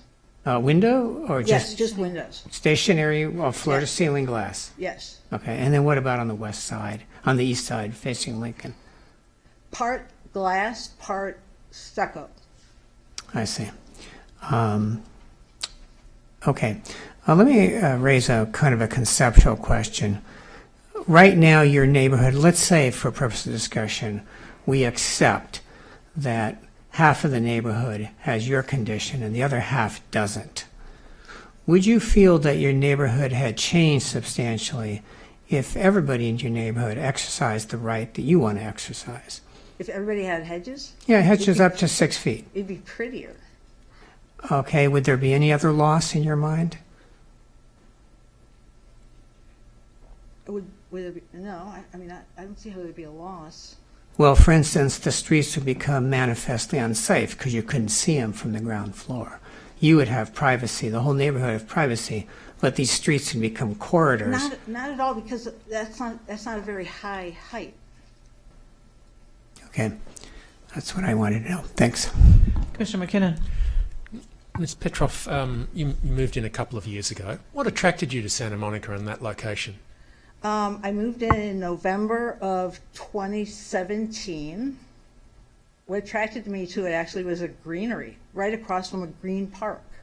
So it's the ability to look out at the park. Yes. The other feature of Santa Monica that people like is its generally low-lying nature and its openness. Did that appeal to you as well? It's close to the ocean. Close to the ocean. When did I exercise a lot, so I go down there. Excellent. The break-ins, were you in the house at the time or you were away? I was out of town both times. So you reported them to the police. What did they say? No, I didn't have to. The alarm system did. And what did the police say the circumstances were? Could you speak to the microphone? Because I can't see. Sorry. What they say the circumstances were, one was an attempted break-in. I'm sorry, I have a really dry mouth tonight. One was an attempted break-in where they got through the gate and they were at the sliding glass door. The other one, I was on an airplane, so I didn't know. I mean, I know the police were there. Do you think the neighbourhood's got a lot more dangerous or crime-infested since you bought in? Thank you so much. He's very charming, isn't he? I mean, it's like that. I really appreciate it. About 2 or 3 weeks ago on a weekend, I was talking to two policemen. It was probably like 7 o'clock on a Saturday or Sunday morning. I was just going out to exercise down at the beach. I was talking to two policemen who were in the park, and they told me that the word that one of them used was that they've been more challenged lately, that they've had, like he was describing, like more of a workload. I don't know if it was because it was summer or something. Or early on a Sunday morning. Yeah, it could be. Must have done something right there. You touched something. Yeah, I did. Because whenever I see the police in the park, I like to know what's going on. So I just went out there, wanted to find out what was going on. And he said something like, we have a lot more going on these days. So I don't have any idea. Because I would say in general, my perception is it's an incredibly charming street and charming neighbourhood. I love it there, but I am a little concerned sometimes. And there are times when there's a lot more activity in the park of the kind that makes me nervous. And as I say, being a single female who lives alone, it's concerning sometimes. Thank you very much. It's as simple as that. I just have one question. Does your block have a neighborhood watch organization? We have a group that's called the Borderline Neighborhood Group. That's I don't know whether we have. Well, that's created with the police department, and we have one in my neighborhood, and it's extremely effective because it's eyes on the street and contact with the police department. But you don't, to your knowledge, you don't have such a thing. I'm not aware of it. Okay, thank you. I'm not aware of it. Either way. Any other Commissioner questions? Yes. So, I just following Commissioner Fondo Bernardi's question. I'm a little confused in terms of the layout. So, the glass of the ground floor. Yes. Is it at grade or is it above grade? When you say at grade, I'm sorry. Let me try to speak English. To get from the street to the ground floor of your house, do you have to go up some steps? No. So I'm looking at the image that you have with presumably that's the 6 foot height. Yes. Can you see? I guess what I'm asking is, when you're standing in the ground floor, can you see the park now? Yes. You can. You can see over. You can see over your hedge at 6 feet into the park. Honestly, on these photos, these hedges look like they're really thick. When you're standing right in front of the hedge, either on either side of the hedge, either from the street or from the house, the hedges are not that thick. Frankly, I wish they were thicker. Right. But yes, you can see from the house to the park or vice versa. Uh-huh. Yes. Okay, and you don't have any treatments on those windows right now? Yes, I do. You do? Yes, I do. And They're gauzy Right. curtains. I have shades also. so, and that's insufficient? No, I'll pull the shades down. Okay, all right. Thank you. Thank you. Thank you very much. Thank It's time you for very public, and you, if you wish, you get 3 minutes after public testimony if you'd like to say something in addition. Okay, Commissioner, we have like 8 or 9 chits here. Do we want to limit public testimony to 2 minutes? What's the feeling? Okay. So I will call names 3 at a time. Please line up along the wall as I call your name. You will have 2 minutes to speak. The first name is Tim Tunks, Lori Liu, and Diane Allen.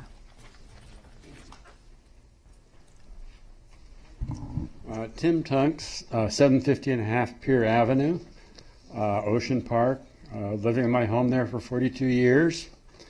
I'm completely in favor of staff recommendation that the appeal be denied.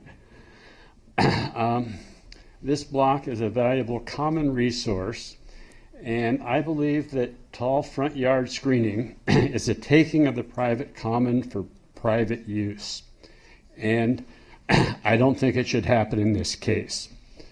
There's a slide up there on the screen. I'm old enough to remember when most important decisions were made on the basis of facts.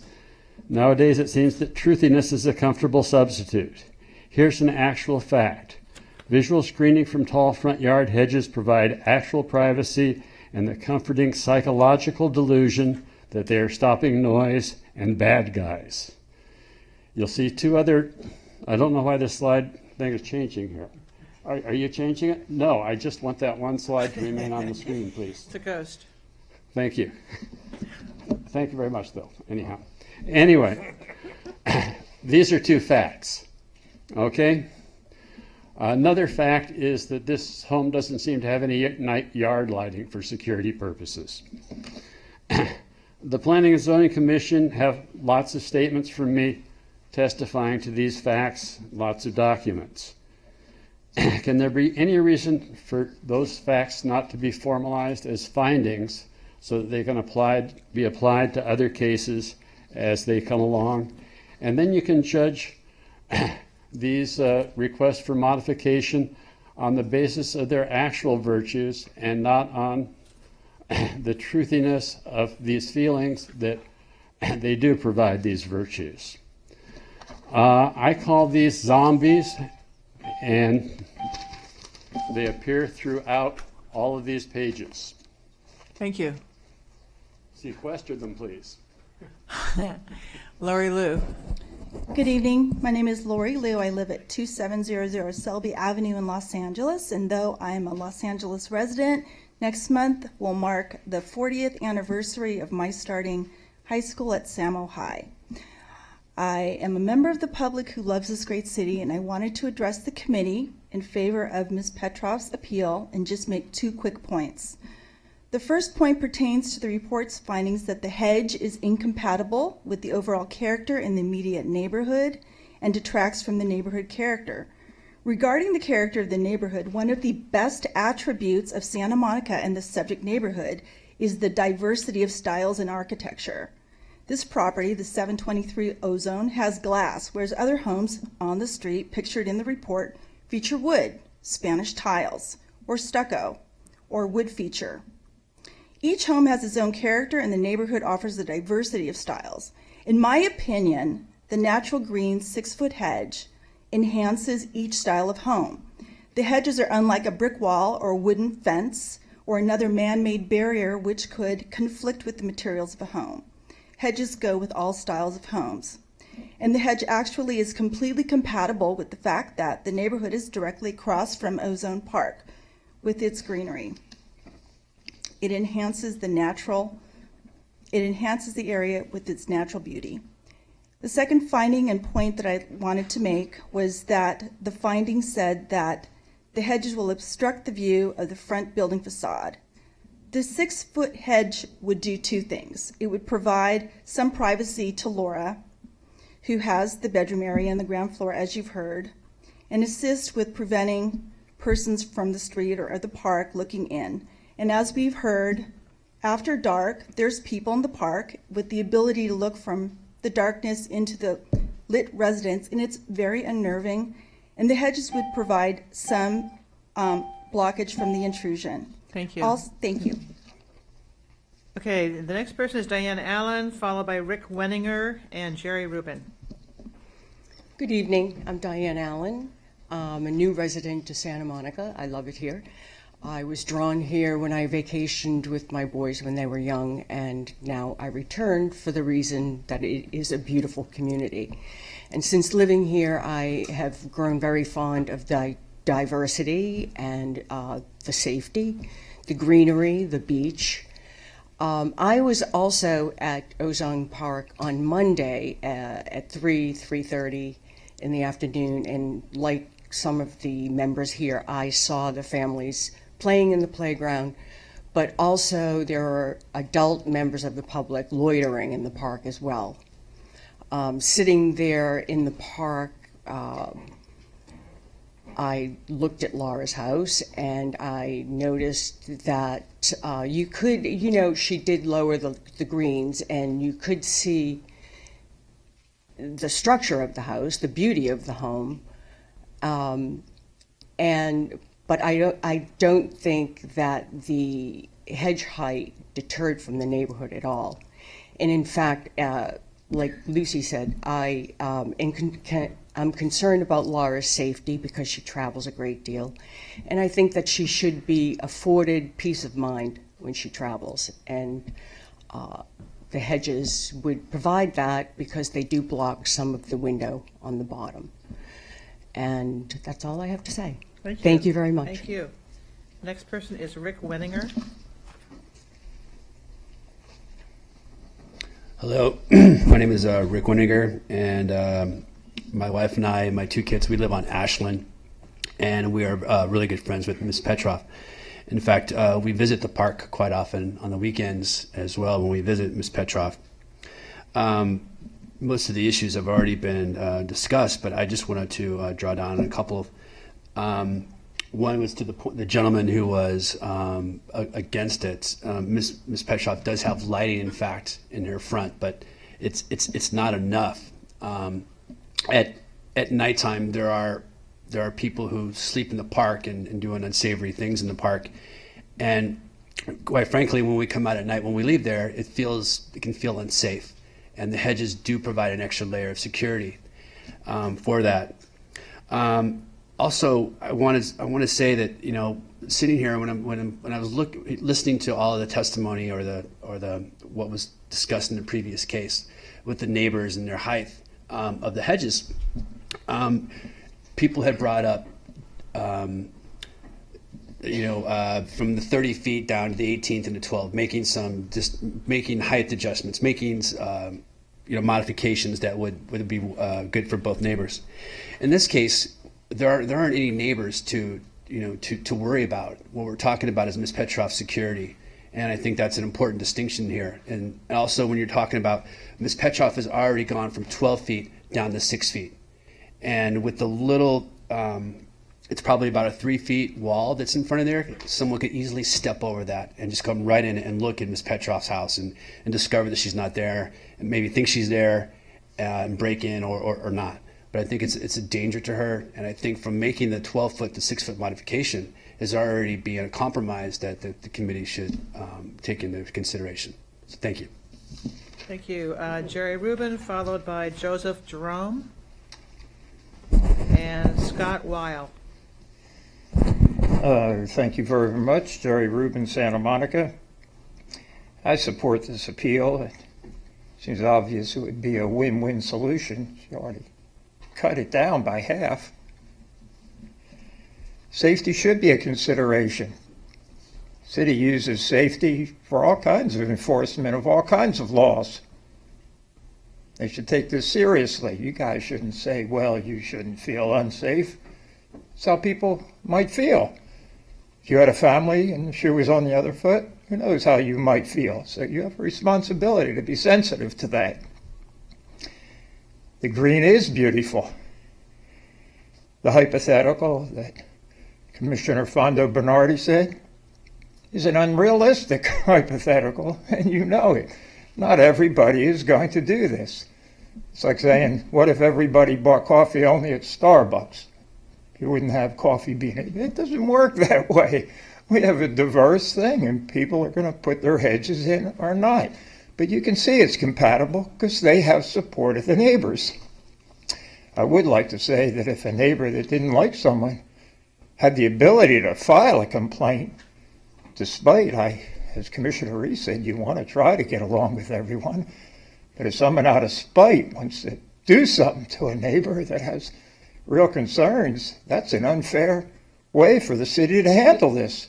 You need a better approach, and I think reopening this issue that'll allow for more greenery, that'll differentiate between maybe trees and hedges, that won't just say, hey, we want it open so we could walk by and look in. If someone wants to do something in the yard that's making a little noise, it'll keep the noise in, not to mention keep the traffic noise away from them. So there's advantages for safety, privacy, noise, so many things that people have concerns about. This is a win-win. Thank you. The next person is Joseph Jerome. Is this on? The other one. Is this thing on? Thank you, commissioners and staff, for all your efforts on behalf of our community. Thank you for this opportunity to express our full support of Laura Petrov's appeal.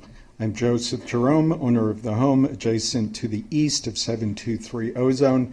You can see the corner of our domicile in the photo. This is my better half, Lizelle, and her daughter, Flora. I remember 723 before the previous owner planted the hedge, and would like to unequivocally say the hedge makes this home look much better, which in effect enhances our family home and the entire community. Our neighborhood parcels run very small, as is very obvious. I believe Laura's is under 2,000 square feet, and that her home was built as a modern spec house meant to maximize the home square footage. Without trying to offend Laura, I think the speculator put all their design efforts into the second floor roof and roof deck because the first floor exterior is aesthetically challenged. Before this matter commenced, I thought the approximate 12-foot height worked to obscure the bad design elements while enhancing the rest. I'm sorry, Laura, but you didn't design the house. Please tell us what you really think. All of which always remained, enhancing the rest, all of which always remained visible from the street and park. Unfortunately, in my opinion and our opinion, the current 6-foot height does not. And I hope the commission reverses course and gets us back to where it started, which is actually in that photo. Due to time constraints, I'm not going to delve into why we believe the hedge provides greater security and protection for Laura and thus for me and my family. But again, comparing our experience from before and after its existence, we absolutely believe that it does. Thank you very much. Thank you all. Thank you for your honesty.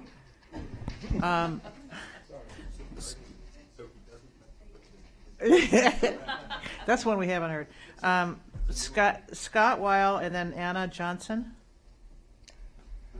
Hi, my name is Scott Weil. I am here in support of my friend Laura Petrov, and I don't know what more I can say after her neighbor just stood up and, being right there, pretty much said it like it is. It certainly conforms with everything in the neighborhood. Being down at 6 feet and translucent, it's very important to know, and you guys, most of you went over there, you can see that it's translucent. It's beautiful. It's absolutely beautiful. It's not like a giant ficus hedge. And it really adds to the neighborhood, gives a little bit more safety to the house, and certainly conforms with the neighborhood. So I am in support of Ms. Petrov's appeal, and I hope that you will be too. Thank you for being here. Thank you. And Anna Johnson's our final speaker. Thank you and good evening. What else can I say? I think we've all are in support of Laura. I mean, the guy said that there's no light outside our house. There's indeed a light. When I spend the night, guess what room I spend the night in? That room right there in the front. So I would feel more comfortable with that hedge continued. And I actually agree with the neighbor. A little bit higher actually would even make me feel a little bit safer there. And again, it's not a deep, dark hedge. You can see through it when you're in that bedroom, looking out when you open the curtains, you can see through it. The light dapples in. And I'm usually over there at nighttime, and there is a little bit of an unsavory aspect that you may not have seen during the day.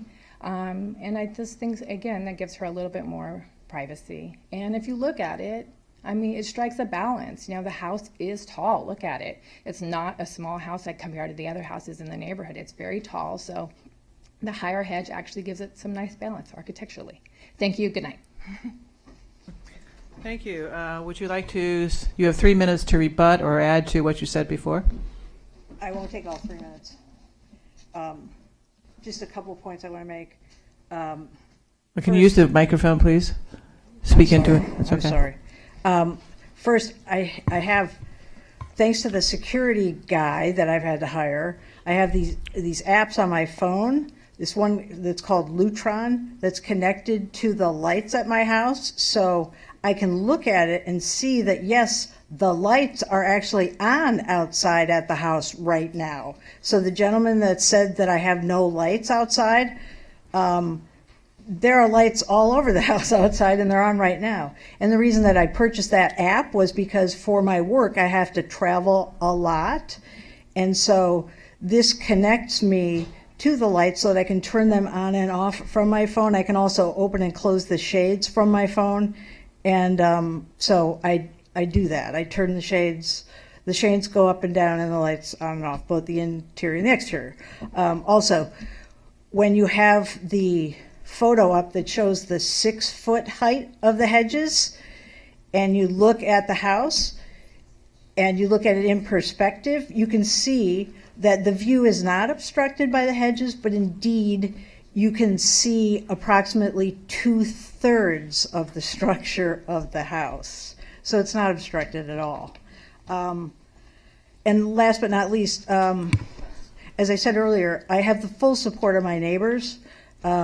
Terry Tracy, who's one of the neighbors and submitted a statement, was unable to be here tonight. He told me he had a commitment. I didn't ask what it was.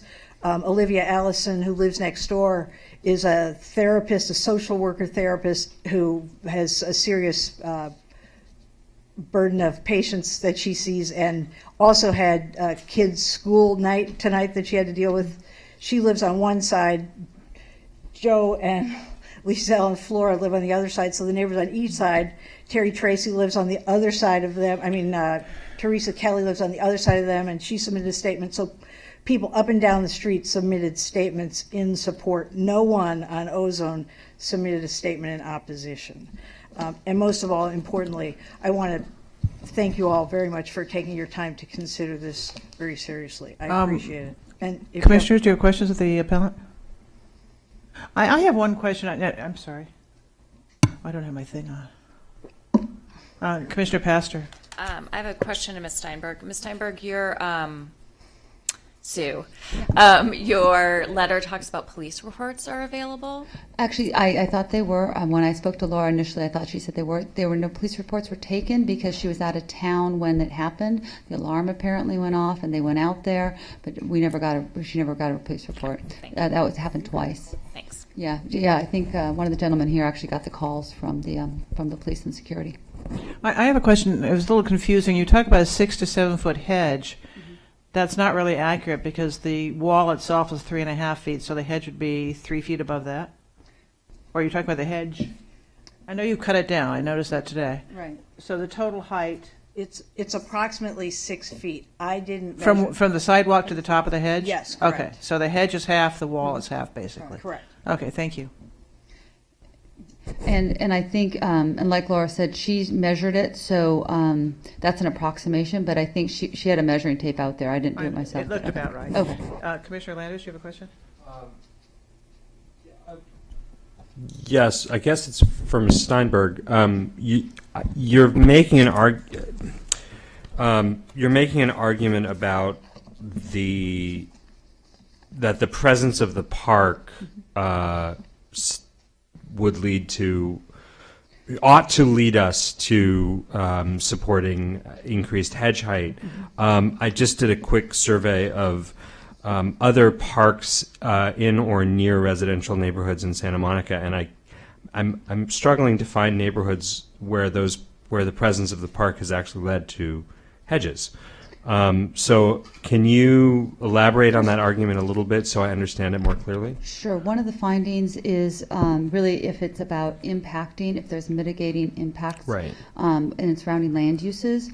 And this would certainly be just by the view of the public property and people being able to lie in it in the dark and not and being able to look in. I think that alone is mitigating, is a nuisance land use.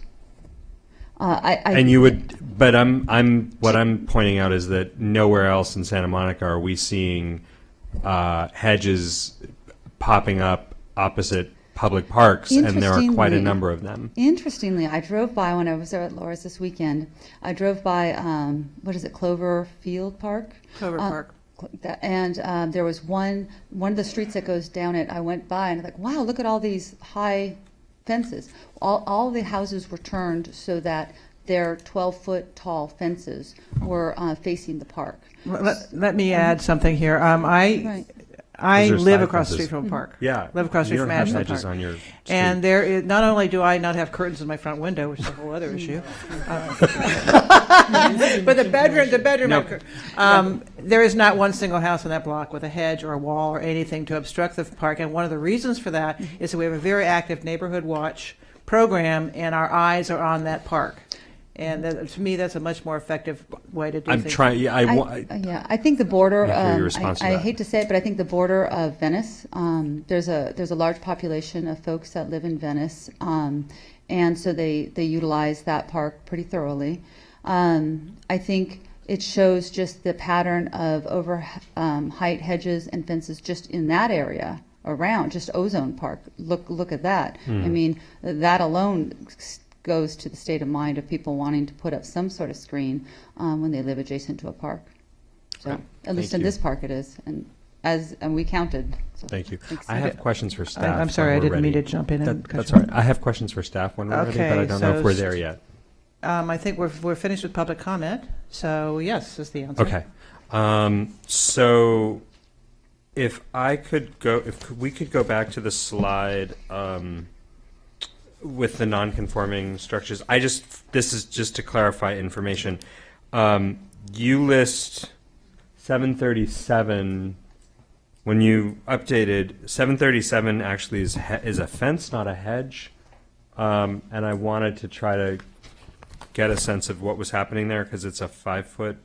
Is that is neither registered nor modified?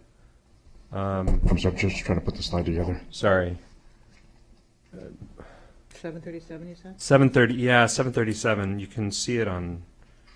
733 is a huge hedge. 730. Yeah, I know. But I. And that's permitted. Is it? Modified one. 733? No, it says no. That's what I'm trying to clarify. No, it's not. Yeah, it's not. It hasn't. It's not on the register. That is. That's not on the register. No, okay, and 737's fence is not on the. That's like it hasn't been registered. It's non-conforming. That's only 5 feet. That is registered non-conforming. It is registered non-conforming. I'm sorry, the one for 737? Yeah. It's not registered. It is not registered. It is not registered. Okay. Thanks. So 731, 739, 751, and 727 are the only ones that are registered non-conforming. Yeah, 727, 731, that's 739, and 751. But just to let you know, 739 is basically, it was registered for it was an 8-foot, 2-inch high pergola in the front that was registered. That's just that top over the entryway. That's correct.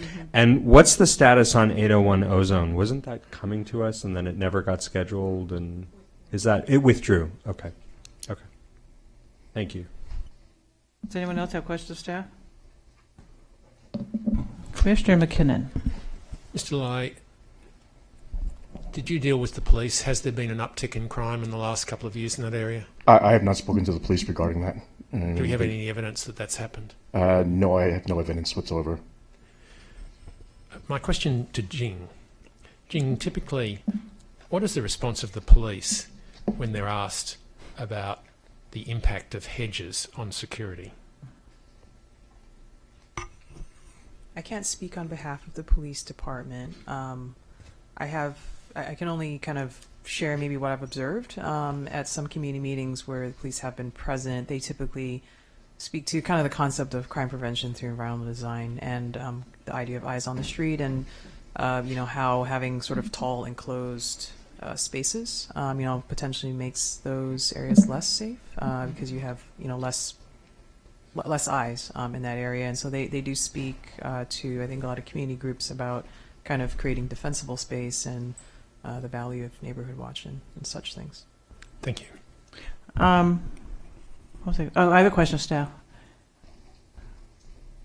When you look at a block from the standpoint of compatibility of what's being proposed versus what's there, Correct. do you discount the hedges and fences that are not approved?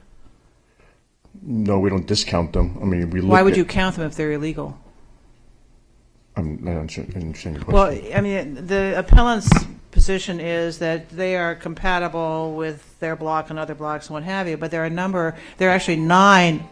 Oh my God. No one ever calls me.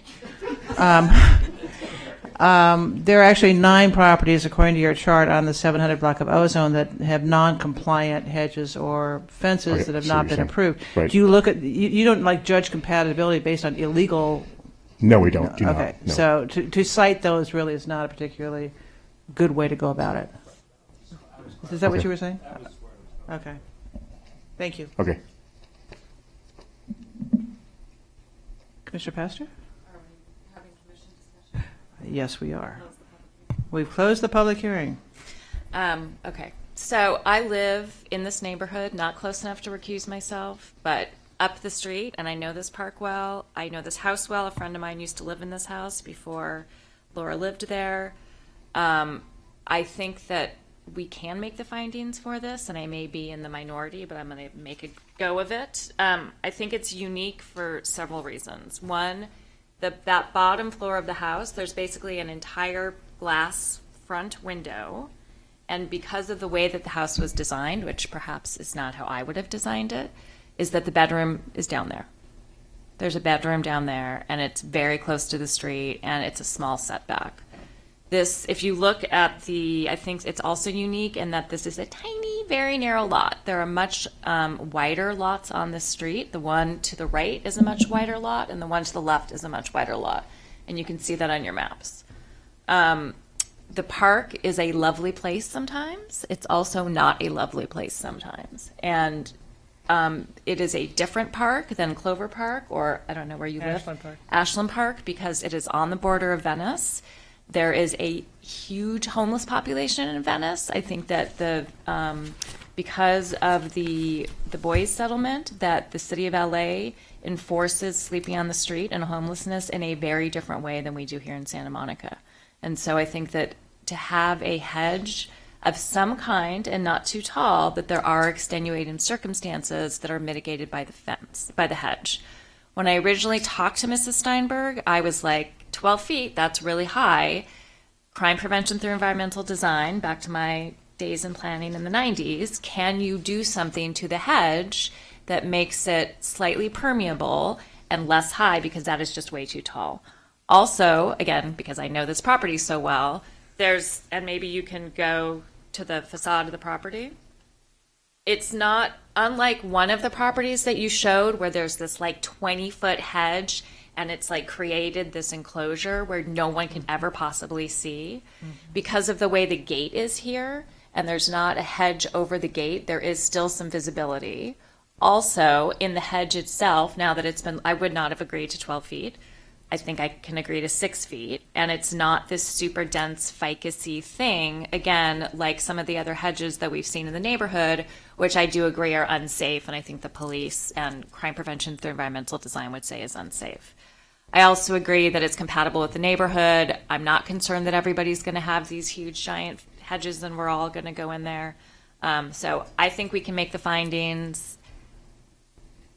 I hope others will agree with me. Thank you. Mr. Fonda Bernardi. Yeah, I have a slightly different view of this. And there was a very interesting point in our deliberations at the last one where Nina proposed that we stick to the code, which the code would have been 10, 12 feet in that particular case, measuring from where the code says to measure, which is the lowest point. And what we essentially did, without getting too fine detail about it, we said, well, in an ideal world, if these two neighbors were totally lovey-dovey, they would have gotten 16 feet.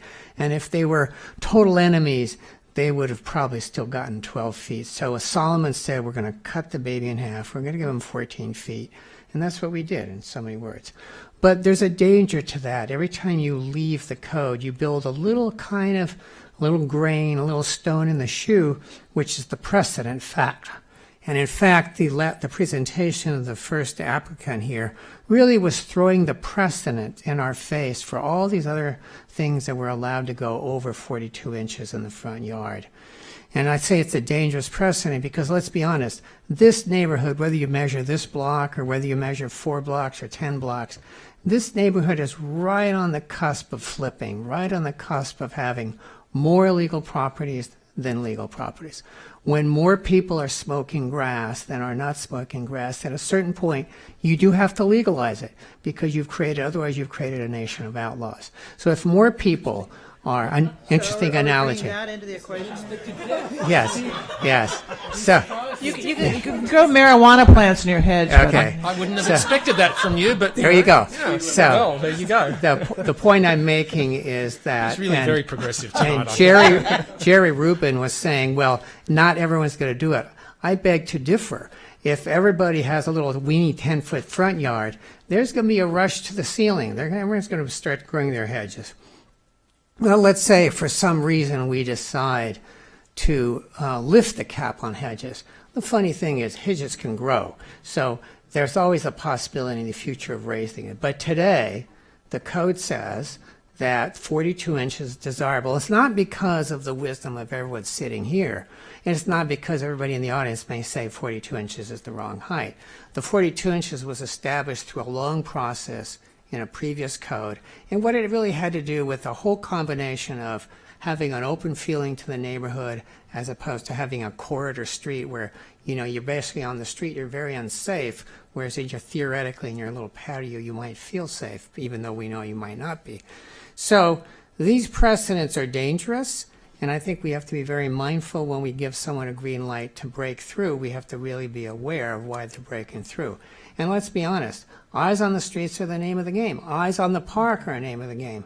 And the kind of glazing this house has, it's very easy to put drapes on the inside that go up to, let's say, funny thing, 6 feet, so they would still get light from above, but they would have privacy when they needed, and they could lower those drapes down. They could be the kind of drapes that come up from the bottom. They can lower them down when they want to have, for whatever reason, full light, full exposure in their bedroom. So I would be against this because I feel like it's a dangerous precedent, and we've already had a list of precedents which we don't know why they were approved. They were approved through some mysterious process by some previous zoning administrator. What's that? That's the point I'm making. I am making a motion that we stick with the original 42 inches. Second. Okay. The next person to speak is Commissioner Landris. So I'm going to speak reluctantly in favor of that motion, which is reluctant because I'm really sensitive to the issues that have been raised, but I'm mindful. Actually, we ran into him after our last Planning Commission meeting. I am mindful of Commissioner Perry's, former Commissioner Perry's, sort of departing charge to who speaks for the code, and I think what I worry about, and I almost went with Commissioner Pastor's argument solely on the basis of the bedroom being on the ground floor, and then I realized that at our last meeting we basically made a very strong charge for single-story residences in Santa Monica, and that means we're going to have a lot of bedrooms on the ground floor, and that could lead us down the road to lots of hedges on that argument. And so, to Commissioner Fonda Bernardi's point, I really think that as difficult as it is, the risk of approving beyond the code here is such. I don't want to create a precedent for hedges in front of parks. I don't want to create a precedent for hedges in front of ground floor bedrooms, because we just endorsed the whole concept of ground floor living. So I'm going to support the motion. Okay, Commissioner Pastor, where are you? Okay. I think That's all good. You're not on here. Are you on the line? I asked to speak again, yes. Okay. I would like to just respond to some of those things. Number one, with regards to precedent, I am sensitive to precedent, and important as a lawyer, precedent is super important. But you also have to know when to distinguish facts and when a modification is appropriate. So the whole purpose of having a code that allows a modification is that when you have very specific circumstances, that you allow a deviation. And I don't think, I mean, there's no other houses that look like this on this block, I can tell you that much. There are no other houses that have huge glass front windows on this block. Most of the other houses on this block are more like that Spanish next door. They have much fewer windows. They're stepped up a few steps. And then they're built like there was a big remodel down the street done. They put everything up a little bit, and then so there's more privacy. Also, not all lots are going to be this tiny and this narrow. So when we make a push to have single family homes to protect people's privacy, by the way, which is what we heard so much of, those are much bigger lots. This is a small lot. I don't think it serves as precedent. I think you have to look at every single case on its own merits. And if this was a bigger lot or a different house, I wouldn't support it. But I think that because of the extenuating circumstances of the design and the location here, that we can approve it without setting a precedent. Okay, thank you. Commissioner Fresca. At this point, I don't want to belabor, and I hate it when we commissioners start telling personal stories, but I just have to say, I live in a house with a bedroom that faces the street that is right next to Lincoln Boulevard, and I have a park across the street.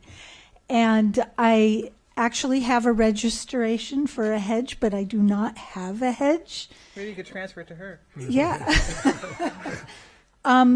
But I feel like my block, we don't have problems on our block. I've had wicker porch furniture on my block porch for 20 years, and there's never been anything taken.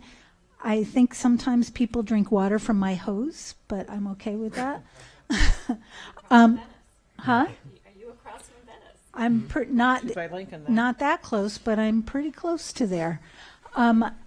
So, I just feel like the difference, there is the Venice factor, but also I feel like our street is really much safer because we don't have those on our block. And most of the houses are really open, and we know each other, we see them. I literally wave at my neighbor across from our porches from time to time.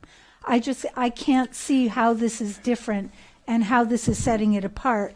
And I also, I would ask staff in the future when we look at these, if it's possible to distinguish from the legal modified hedges, which ones are just grandfathered because people were timely and filed those grandfathering things like I did, because I had a couple trees and I didn't know if when they grew up and they touched, if someone would think they were a hedge, which it turns out they didn't turn into that. But we need to know if it's actually something that was granted because there was something different about it. And if that warrants a different situation on a particular block. I think that is a really important factor for us. Okay, thank you. Commissioner McKinnon. Commissioner Fonda Bernardi made a very powerful exposition of why we should stick to the code this evening. It was comprehensive, it was really strong, and it really hit the nail on the head. And in Santa Monica, what we've tried to put together is a public domain with a community based on openness and keeping ourselves out as opposed to walling ourselves off or putting up fences. And it's the shared sense of the street. And so I'm speaking for that shared sense of the street, because the observation you make on the Planning Commission is that people always come in here and say, my private needs trump the needs of the public or the community or the street. Always, 100% of the time. And if we allow that to happen, what happens is what is happening in that area, walls and fences and a street that's steadily closing down and a community that's steadily closing down, and an argument that's made, well, it's compatible because we can see all these high hedges and illegal structures and whatever. And so, regrettable as it may seem to the applicant, I will support the motion, and I think we support the motion on behalf of the public and the community and the street. Commissioner Reese. So we do have a code, and we're supposed to pay attention to the code and follow the code. And part of that code says we can grant modifications if we can meet the findings. So by granting the modification, we're still living within the confines of the code. And these findings are pretty easy to make, it seems to me, in this case. In terms of compatibility, we see that we've seen that through the photographic evidence and just going through the area. This area is also, in my tenure before in the commission, this was a unique area where people got deviations from the code because of the uniquenesses of the lots, sizes, shapes, configurations. So we've seen precedent in this area where things have been modified. And I don't see how this would be detrimental to the property in general. You have community members coming out and not only supporting it, but you also see it. You see this throughout that area, so it's consistent. And because it's consistent and compatible already there, it's not going to impact the integrity. So I do see that we could make findings. I do know how to count to 4, and I know there's 7 of us on here, so I see where this is heading. But I think that there are good reasons to do that. I don't really believe the safety reason as much. I don't buy into that. But in terms of just following the code and looking at these findings, I think we could pretty easily do that. Thank you. I have a real issue, as I asked earlier. The compatibility issue on the 700 block of Ozone includes 9 illegal hedges and fences. So I'm not sure compatibility really holds water for me on that particular block. I have talked to a number of police officers here and in Los Angeles, and universally they tell me that hedges are absolutely the opposite of a security measure, that you can't see what's going on the property, that it also puts at risk first responders because they don't know what they're going into when they go on a property with a hedge. It's just for me, it's not a security measure. The privacy angle clearly, but I think you can handle that with window treatments. I agree with the code. I don't see overriding considerations here to go beyond the code. Again, my experience, and granted, I don't live on the border of Venice. I live in Sunset Park. But when I moved into my house 25 years ago, Ashland Park also had a lot of vagrancy. There were people sleeping there. And what happened was we created a very effective neighborhood watch organization, which is still in place, worked closely with the police department. If there is, and lots of eyes on that park, if there is ever a problem, we call the police, and they're there in very short time. And that creates a community, which I think is important and what Santa Monica is all about. And so I would just hate to see sort of a defense wall against a public space, a park, that hedges, as benign as yours is, as transparent and beautiful as yours is, I think it sets a bad precedent. And the one that's a few blocks east of you is unbelievable. I mean, it's 12 feet tall all around the property, so dense you can't see anything. That is like the opposite of a security measure, in my opinion. So I'm going to vote in favor of the motion. And does anyone else have anything else to say? Call the motion. Call the motion. Kyle? Oh, you guys do it. Commissioner Fonda Bernardi? Yes. Commissioner Fresco? Yes. Commissioner Landris? Yes. Commissioner McKinnon? Yes. Commissioner Pastor? No. Commissioner Reese? I'll vote for the motion. And Chair Lambert. Yes. Okay. We need a motion for the statement of official action. Thank you for suggesting Just that. putting that out there. So moved. So we're going to take a brief break. We need the STOA. Oh, I'm sorry. I apologize. Okay. I Okay. move the STOA. Okay. Is there a second? Second. Commissioner Go. Fonda Bernardi? Yes. Commissioner Fresco? Yes. Commissioner Landris? Yes. Commissioner McKinnon? Yes. Commissioner Pastor? No. Commissioner Reese? Yes. Chair Lambert. Yes. Believe it or not, Ashland Park.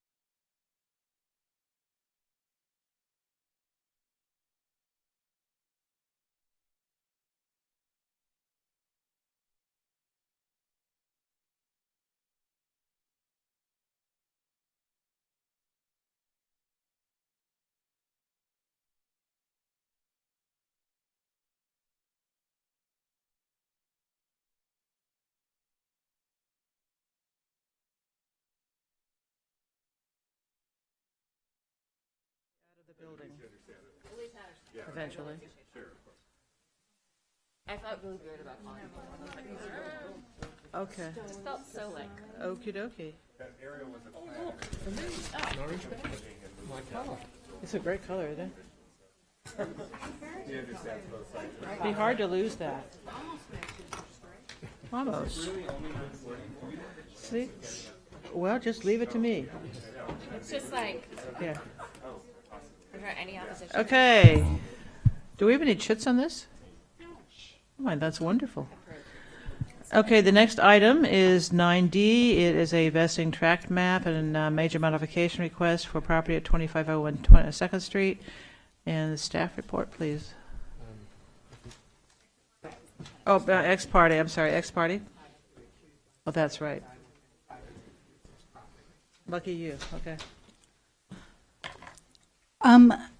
In 2010, I served on the Landmarks Commission when this property was landmarked, and there was a certificate of hardship application filed in 2011. And I went on an extensive site visit with the attorney who's still here and a different architect and some other people. And then on Monday, I was visiting the site and I ran into a neighbor named, hold on, I'll tell you his name, Steve Galloway, who lives across the street. And he said, "Oh, are you from the city?" And he said actually that he's glad something is happening here. And then he told me all about the history of his house. Okay, Commissioner Landers. On August 16th at 11 o'clock at Mr. Lax's office, I met with Howard Lax and Parham and Ken Kutcher, and just briefly this evening, so we went over the whole project, and then just briefly this evening, just before 7 o'clock, I had a brief conversation with Mr. Lax again regarding the public comment we received. I'm sorry, I did forget to mention that I also went to Mr. Lax's office on Friday morning, I think, for about an hour, and we looked at the plans. And okay, so Commissioner forth. McKinnon. Must have been a busy morning or day on Friday for Lax and Kutcher. I met with them at 2 o'clock on Friday. On Sunday at 1:20, I went down and looked at the project for about 25 minutes. And this afternoon at 1:45, I had a discussion with Mr. Kutcher for about 5 minutes. Mr. Pastor. For full disclosure, I spoke with Mr. Chattel during the break, who's their historic architect, and we generally talked about historic incentive permits. We did not talk about the project. Commissioner Reese. I have nothing to report. I met with Ken Kutcher and Mr. Lax and his associate on the 15th at 10:30. And prior to that, I walked around the site for about 15 minutes. And Mr. Lax and I went into our respective bathrooms together during the break and talked briefly. I just, the point of ridiculousness. Okay, staff report, please. Thank you, Chair. Steve Mizukami from City Planning. So the next item on the agenda is a request for a vesting tentative parcel map and major modifications to allow a 3-unit residential condo project. And this is in conjunction with the relocation and rehabilitation of the turn-of-the-century cottage located on the property, which is a designated city landmark. And the property is located at 2501 2nd Street. So the site is located on the southeast corner of 2nd and Mill Streets and consists of just under 6,500 square feet in area and is located in the OP2 residential district. The area consists of 1- and 2-story single and multi-unit type residence. The existing residence was constructed around 1904 and was designated as a city landmark and landmark parcel in 2010 as a rare example of a turn-of-the-century cottage, exemplifying the early residential development history of the Ocean Park area, and was considered recognizable for its distinctive diamond-paned window design and for its setting on a highly visible corner in the neighborhood. The site also includes a second unit and a garage behind the primary residence that will be removed as a part of the project and was specifically excluded from the landmark designation as it was found to have no historic significance.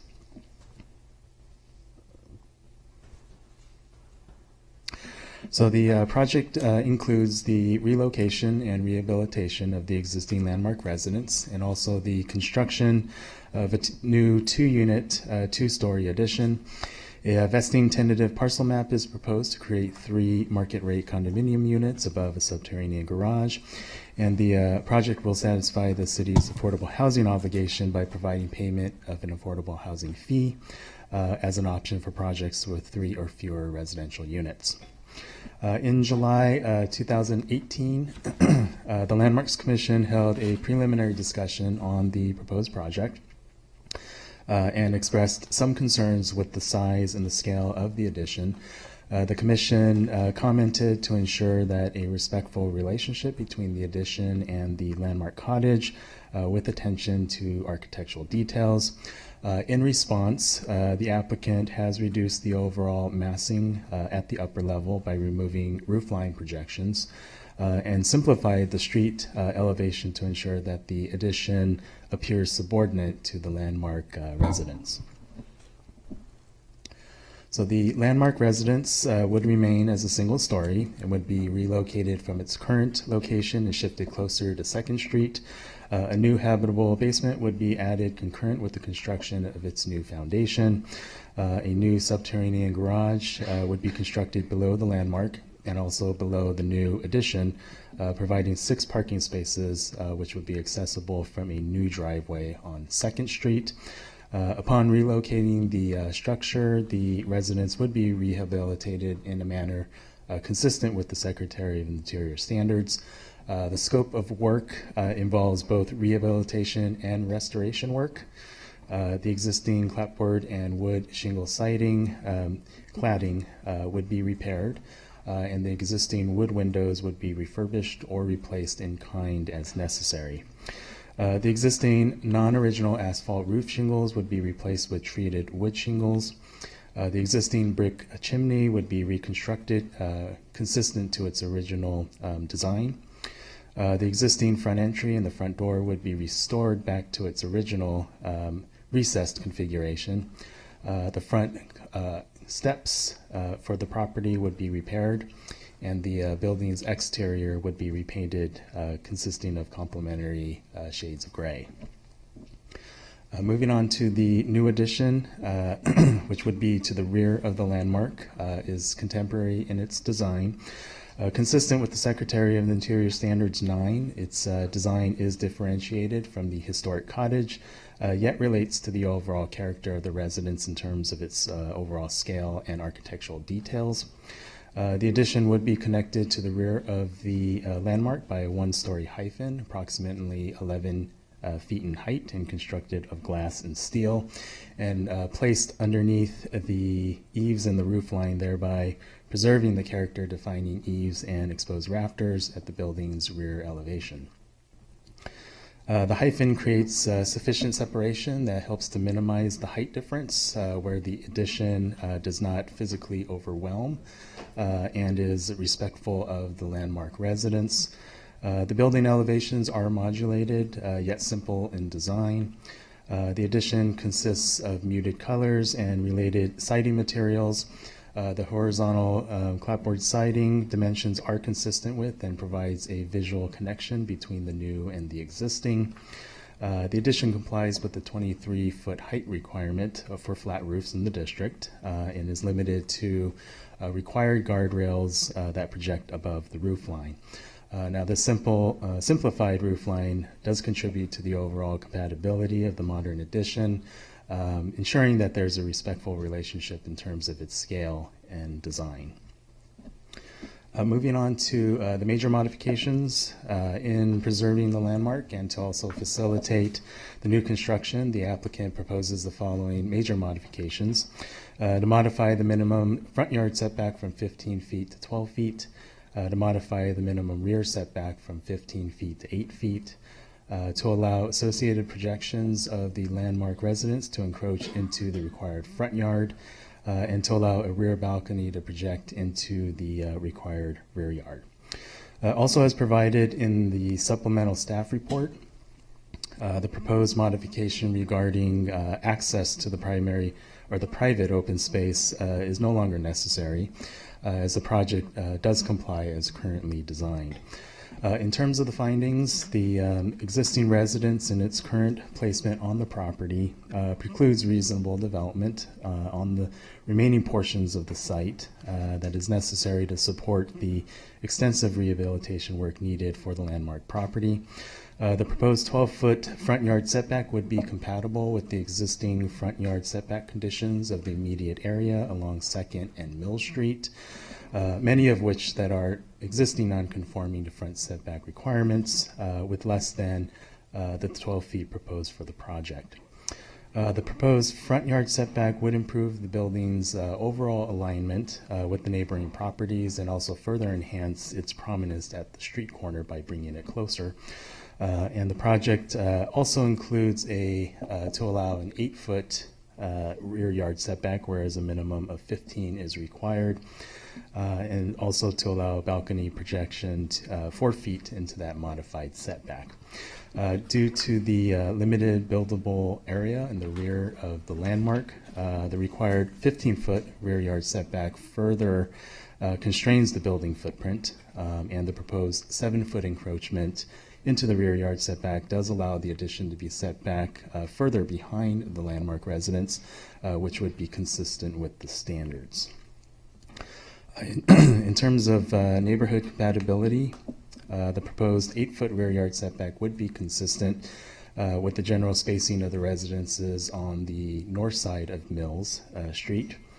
And also the proposed addition is set back 8 feet from the sidewalk of Mill Street, which is not out of character of the setbacks along this particular street.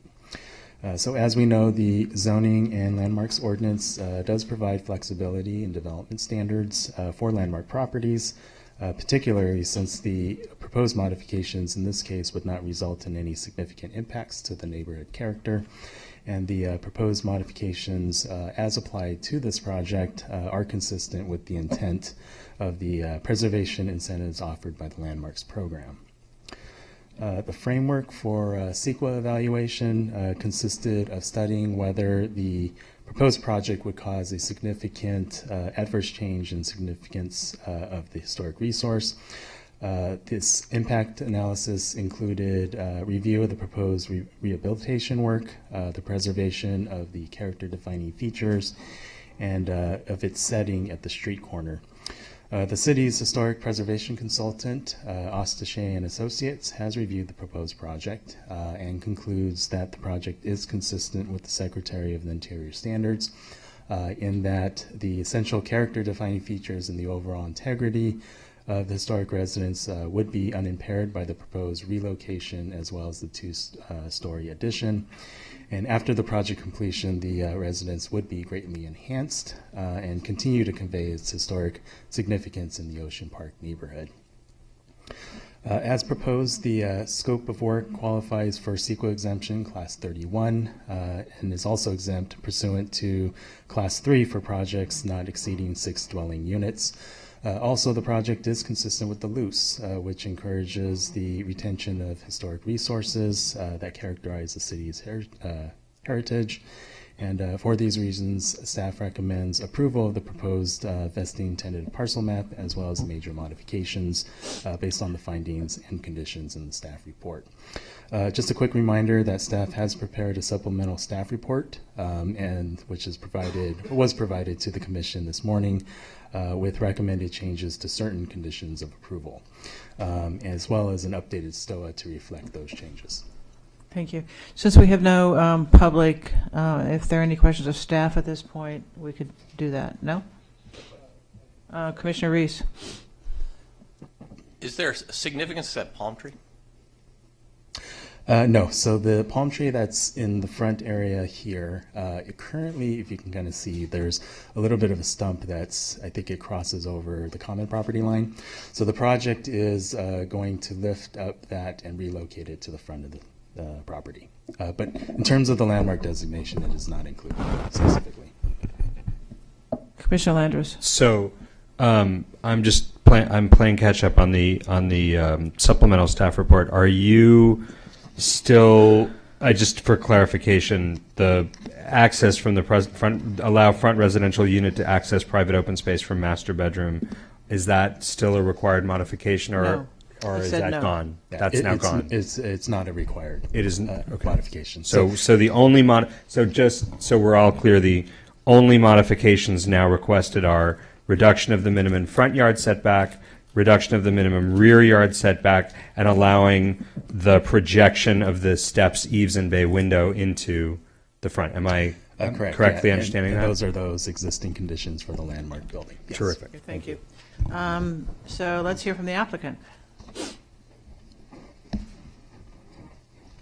And you have 15 minutes that you can share.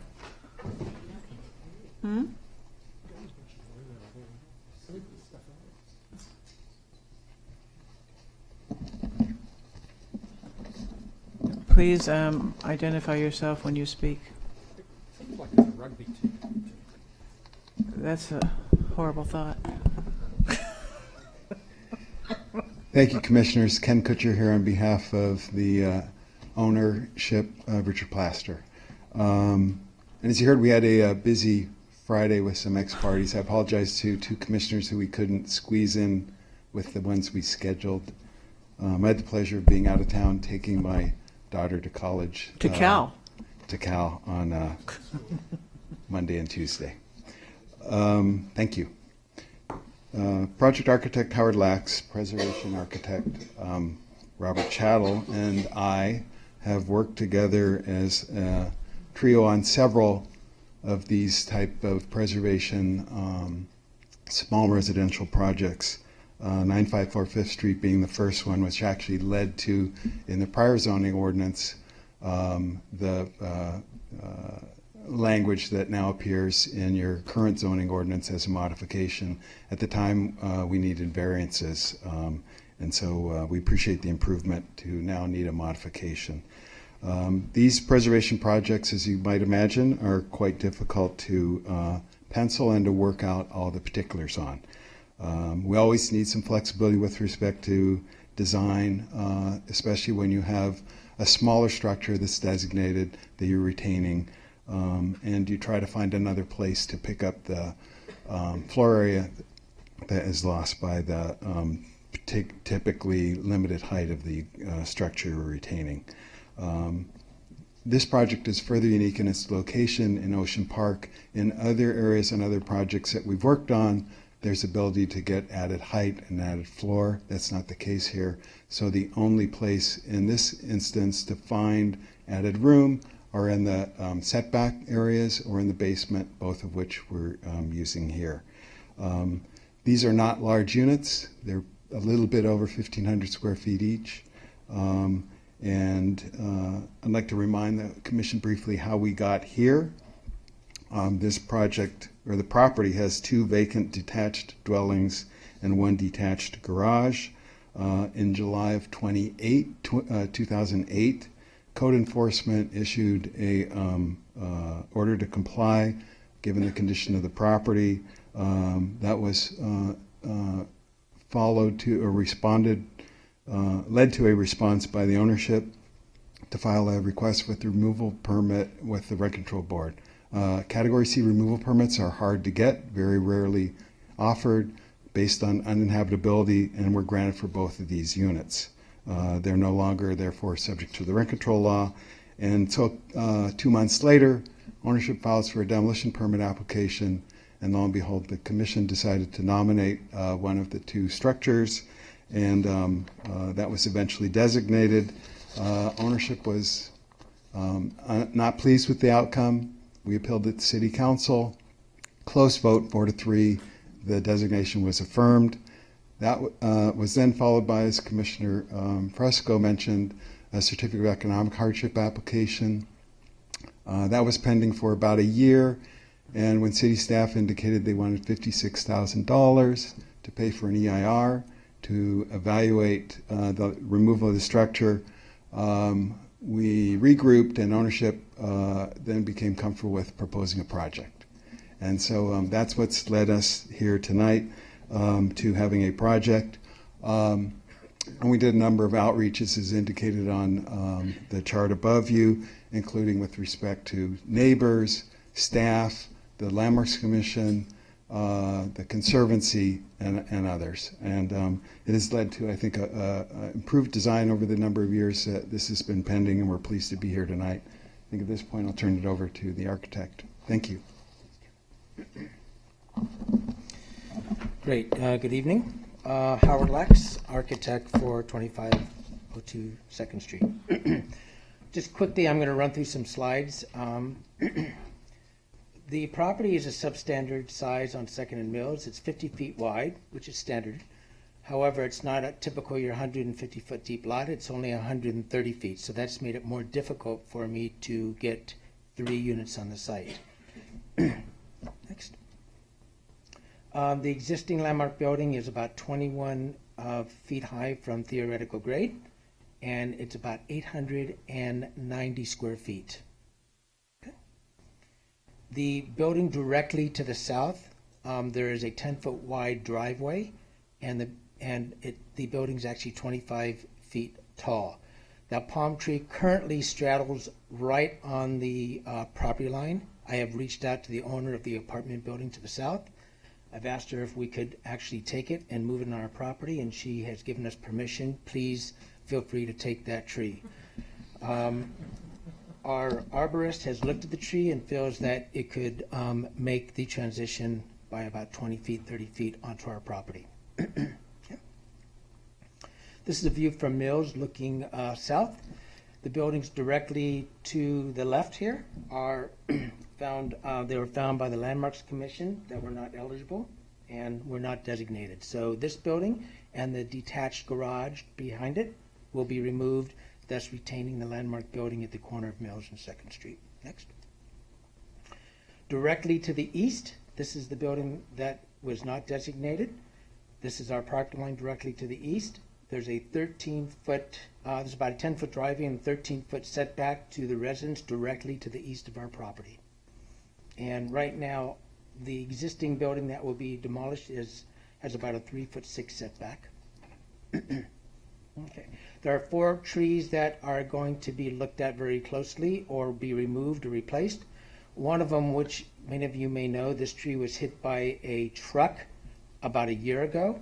So I have met with the city forester on this, and the tree is now gone, but we will replace the tree during the construction.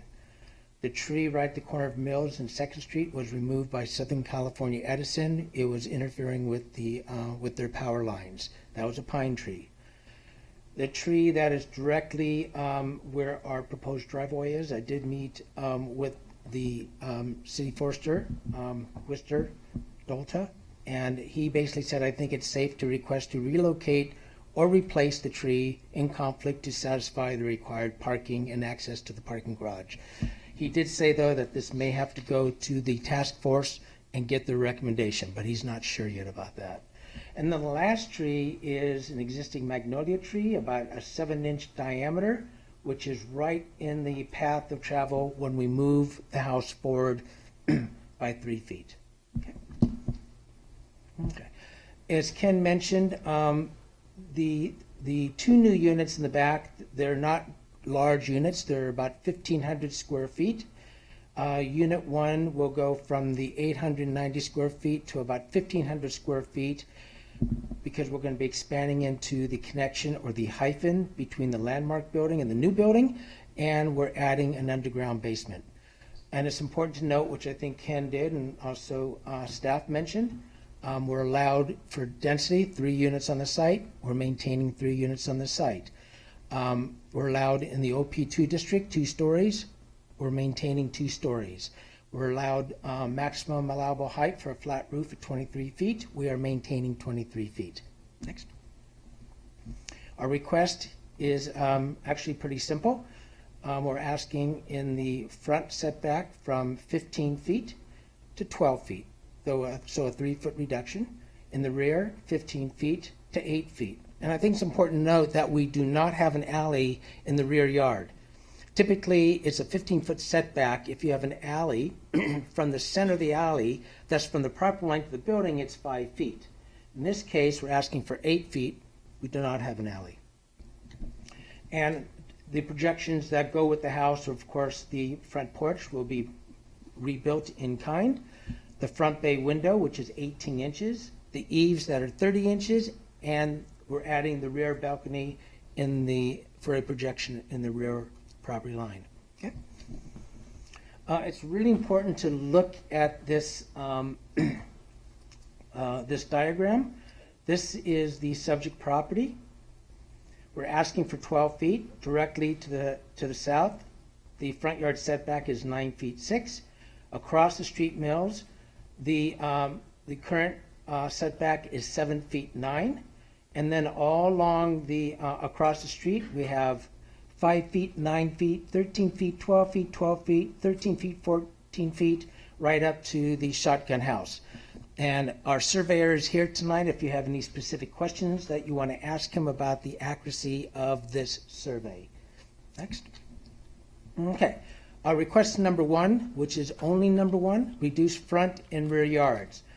In order to get the 2 units in the back, I am requesting to move the landmark building 3 feet forward. That's going from 20 feet to 12 feet. Okay. Currently, the setback is allowed 15 feet, so we're going to go to 12 feet. So our request is from 15 to 12. Okay. On the rear, here's the 8 feet, and right there you see the 4-foot projection into the rear yard. Okay. This is the front porch, which will move with the building and the bay window, and then you can kind of see the eaves that obviously move accordingly with the landmark building 3 feet forward. That's giving us a front yard setback of 12 feet. Next. Okay. This is the before shot. This is the after, showing the landmark building. Now a 12-foot setback and the new building behind it. And as staff pointed out to you, this has gone through some significant changes. I've been working very closely with the neighbor, Mr. Salazar. We've had about 3, if not 4 meetings with Mr. Salazar. And so we've been working with him to make sure that the building is to his satisfaction, even to the point where I've gone in his home, gone up to his 2nd floor, measured my eye level, looked at his view, and then had my surveyor measure the distance to make sure that we don't impact his view from his 2nd floor window. Next.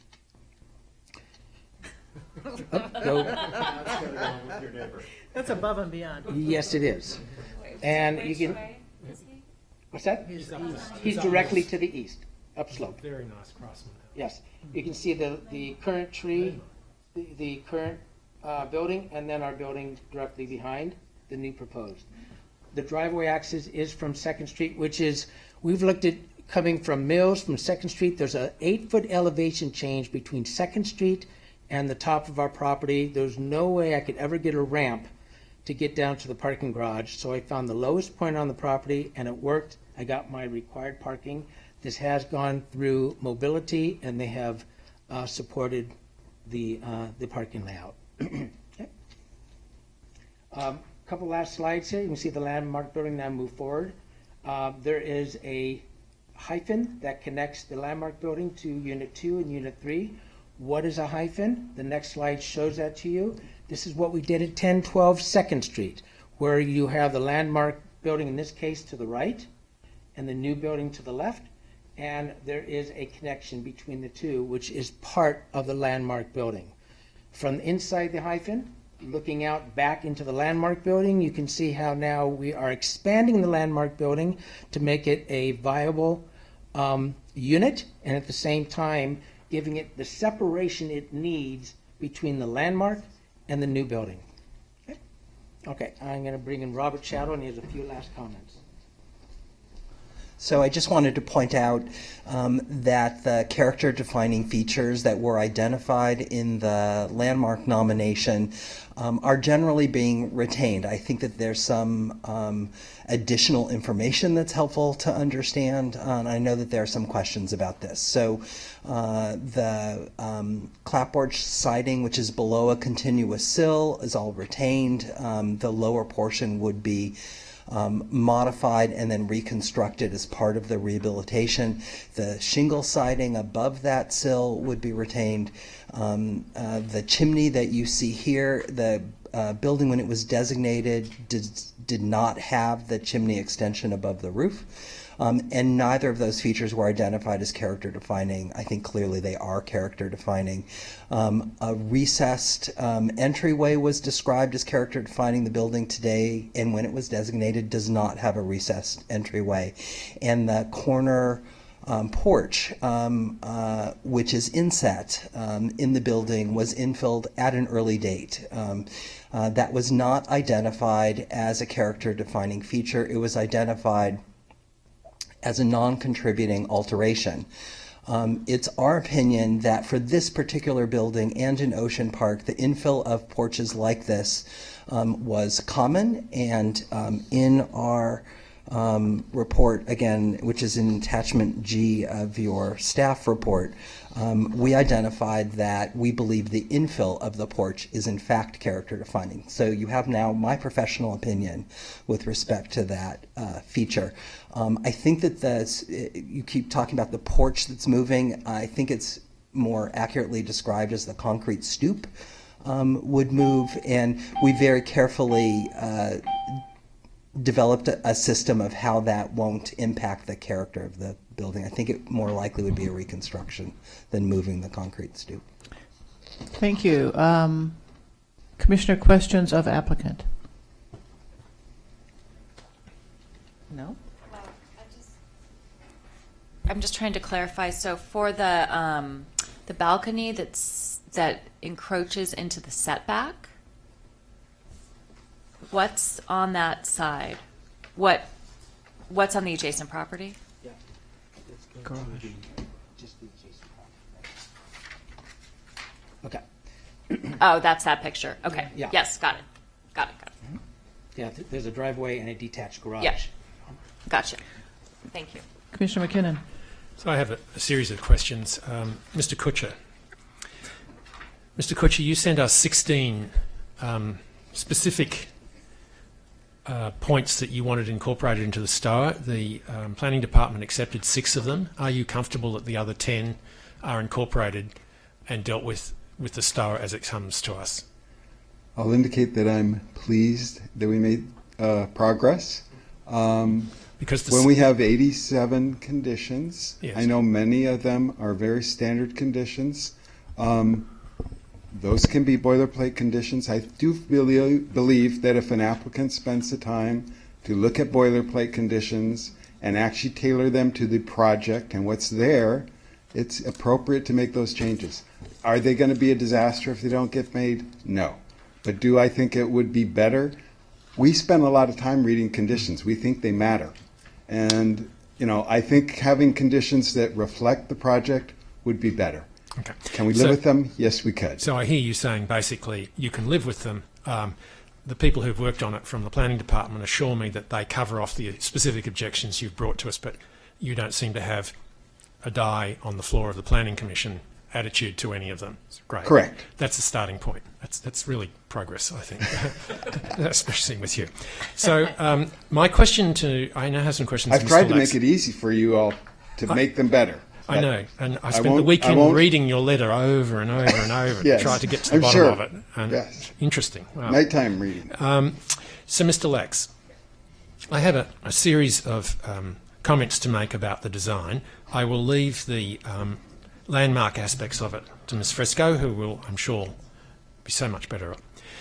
And what I'm really interested in is highlighting the cottage at the front as in its prominence. And so could we go to the picture about the garage, please, where you enter the garage? And it does seem to me that that concrete cover over the entrance to the garage unnecessarily ties the side wall to the cottage, and it would be more useful if we could cut that or remove it or make it much more transparent. Is that possible? Yes. Great. The second thing that I would say is that planter that comes out and delineates the two properties, could that be pulled back a little bit? Yes. Okay. So both of those are requests that I would make, because it seems to me that it would allow the cottage to be highlighted. The second thing that bothers me enormously is that you're creating a basement bedroom, and I can't believe those two words go together, but basement bedroom. The amount of light that enters this basement bedroom, can that be improved? Yes. How would you do that? Most likely introducing a window at this location here. So you mean if you make it the garage more translucent, Yeah. then you could introduce a window as part of that change? Yes. My only concern I have, though, is headlights. When a car's coming in late at night, they're going to throw some light into that window. So I have to think about a way to resolve that. But that is Curtain, one maybe, way to bring or in some south light. curtain, blind, something like that? That could work as well, too. Because I have curtains on my Yeah. windows, that keeps the light out. Yeah.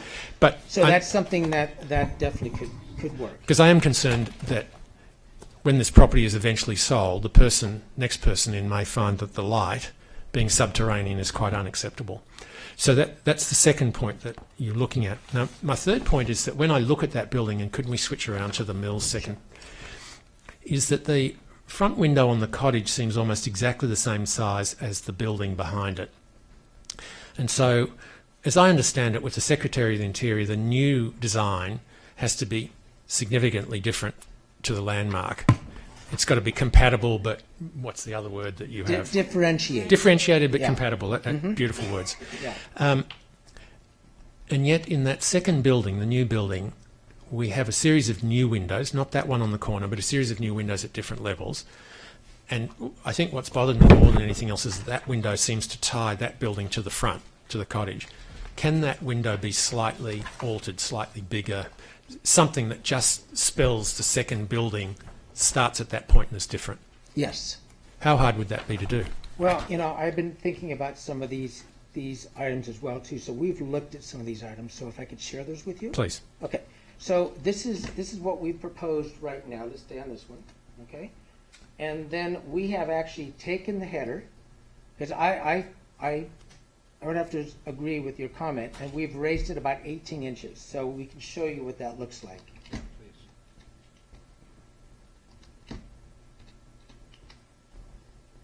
We have to do some demolition, so hang in there. Is that the next slide? The next slide. There we go. Oh. So we bumped it up. Can you go back and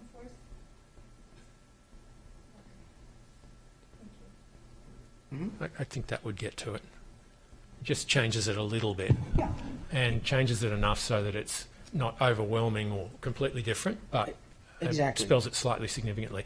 Well, with those three things, I think I would be quite happy, but I'll listen to But everyone I just else. have a point of clarification. Am I correct in assuming that the Landmarks Commission is going to serve the function of the ARB in terms of design review of this project? Yes, it goes to the So what we're saying actually will go as recommendations to the Landmarks Yes. Commission. Okay, thank you. So what I would do, and what I'm going to suggest is at some stage we come to moving the motion, and I will move the motion as changed by the STOA, and then list all the various bits and pieces that we Okay. discuss here Okay, and cool. put it into Okay. it. Commissioner Landris. Of course. Thank you. Yeah. He's next. Wasn't I next? No, where'd Sean go? Sean was there. I did, because I turned on my request to speak and hit my mic. Okay. So I have follow-up questions along the same lines. I'll just stay for the purpose since we're here. We had talked on Friday about trying to differentiate that first unit a little bit more from the building, and it may be a function of I'll just explain my point. When I look at that image, and it may be an artifact of the drawing, it is not immediately clear to me that that first gray unit is not attached to the landmark house. And so I wondered if you'd done any thinking about how to differentiate that just a little bit more. One of the items we can do is we can alter the color. Yeah. And I'm totally okay with that. Okay. So to alter the color, and that's something, again, that Landmarks Commission can take a look at. And I feel comfortable with that condition for our C of A. It's not our call, it's their call. Yeah, no, it's a recommendation that they try. Well, what I will say about it being our call is that raises a perception of massing question that I would want addressed, because I think it just looks different. We had also talked about I think you were going to look at it a little bit. We talked a little bit about the rear setback in terms of ease of access, and I just wondered if how that had played out for you. It did. Okay. I took my bicycle. Yep. And I held it. Yeah. And I made sure I can get through a 5-foot sidewalk. Which Perfect. is no problem. Okay, terrific. So that's great. I think I don't have any other questions, and I'm eager to hear Commissioner Fresco's thoughts. So, Oh, yes. Commissioner Fresco. Well, let me first explain to the commissioners what I'm thinking, because I taught the things I was going to propose, which are not unlike things I've already heard and were written to us in Mike Salazar's letter I discussed at our meeting. But what I am most concerned about, because these modifications are dependent when you look at, finding G1, on meeting the Secretary of the Interior standards. And I know that the consultants all agree that they do. I just want to make sure, what I see is a historic building that's being lifted and a whole bunch of concrete is being poured. There's a giant thing behind it, a basement, a driveway, and then it's being plopped down closer, and it's surrounded by the driveway and the light well and the stairwell to the parking. And I feel like the setting. Do you have a question of these guys? No, not yet. Maybe in a minute. Sorry. That's you a can sit down. preamble. Yes, this is my preamble. Yeah, I'm just explaining what I'm. I suggested them. I suggested they sit down. So basically, I'm very concerned about the setting, and even though the consultants say that it meets the Secretary of Interior standards, after all of my experience in the city with this work, I'm 100% sure that if this were up for designation after this project, it would not meet the standards, and that we need to be especially careful with the setting, because that's the thing, particularly that these mods impact, because it's moving it forward. So that was kind of what I was really looking at. Now, in terms of the character-defining features, when we designated this landmark, it wasn't boarded up, and we could see it much better, and it was in slightly better condition. Not a lot better, but a little better.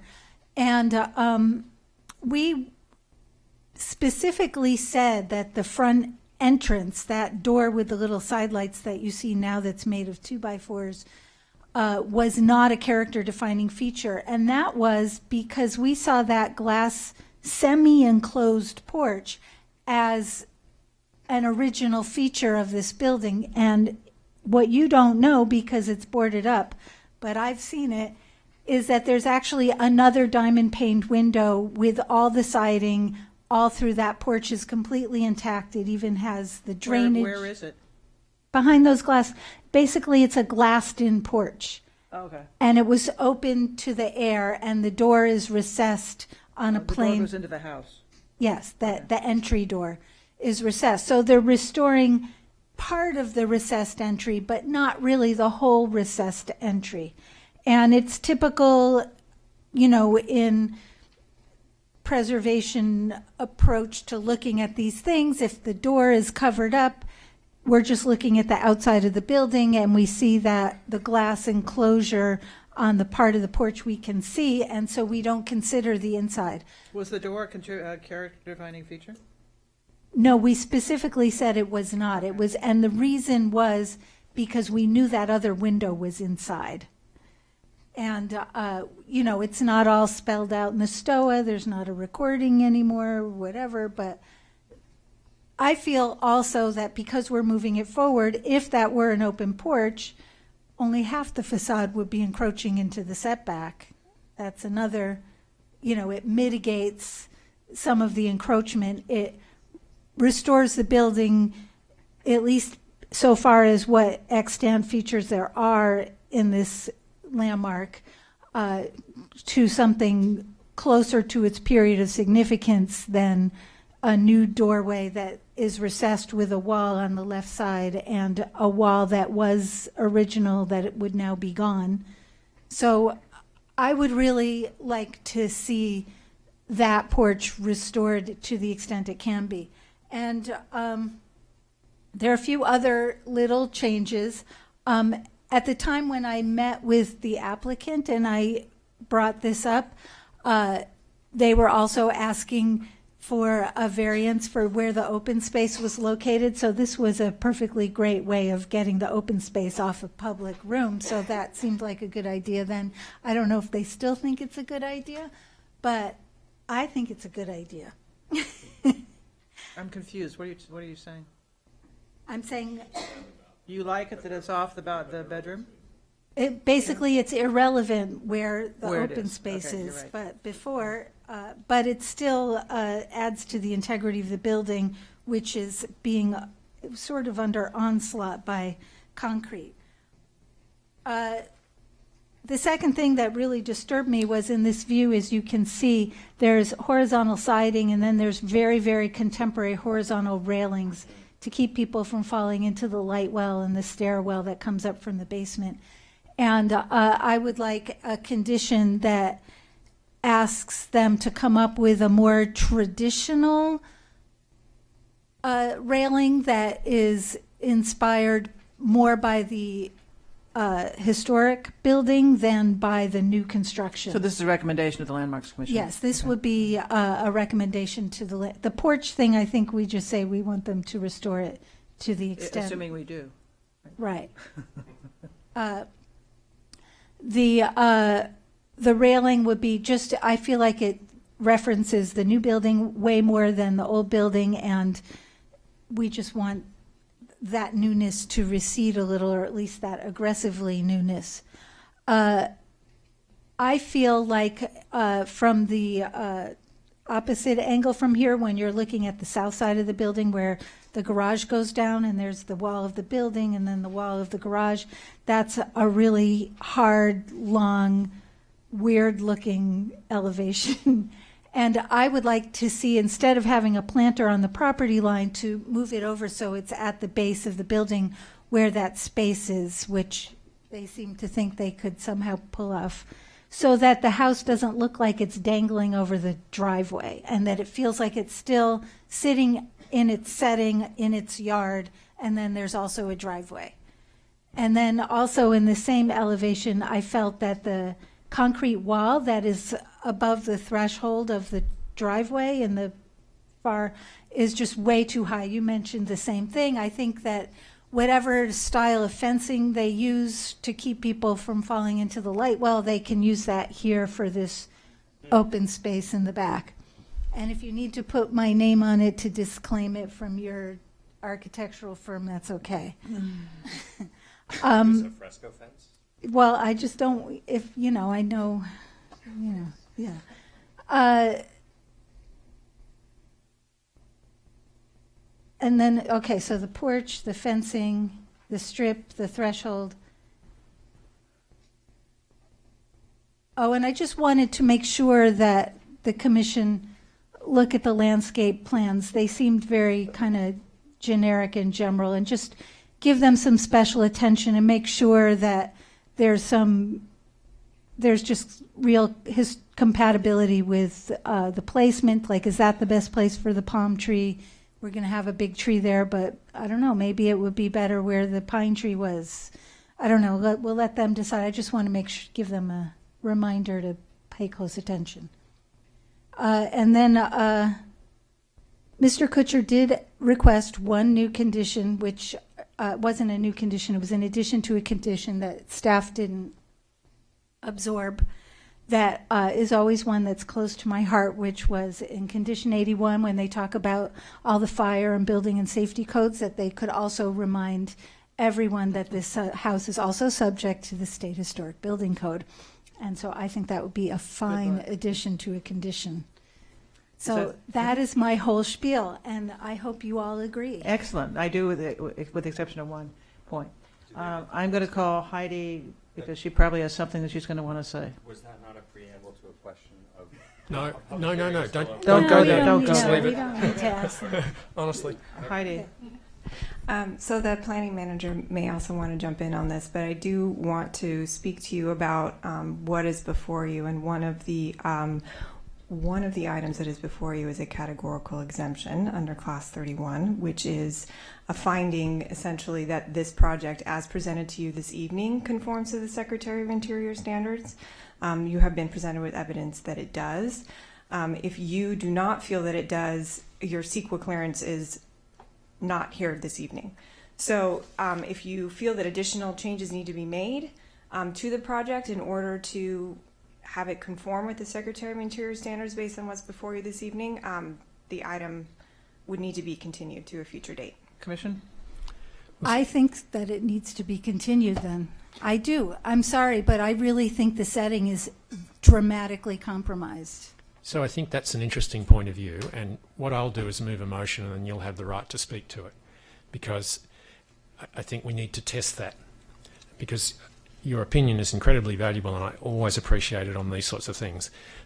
But I think there may be a different point of view along here, and what would then happen if the motion, if we decide to move forward this evening, what I think we would do is move the major modifications, etc., and then put a series of recommendations to the Landmarks Commission to look at A to Z, or A to Z, and however strongly or others, and we go from there. But if that meets the approval of the Commission, that's the way I'd be. I agree. I agree. I just want, this is Commissioner Pastor, obviously. It even says your name. It even says my name, yeah. Commissioner, it's early in your time here, but already. Ask that gentleman what his name is. I would tell.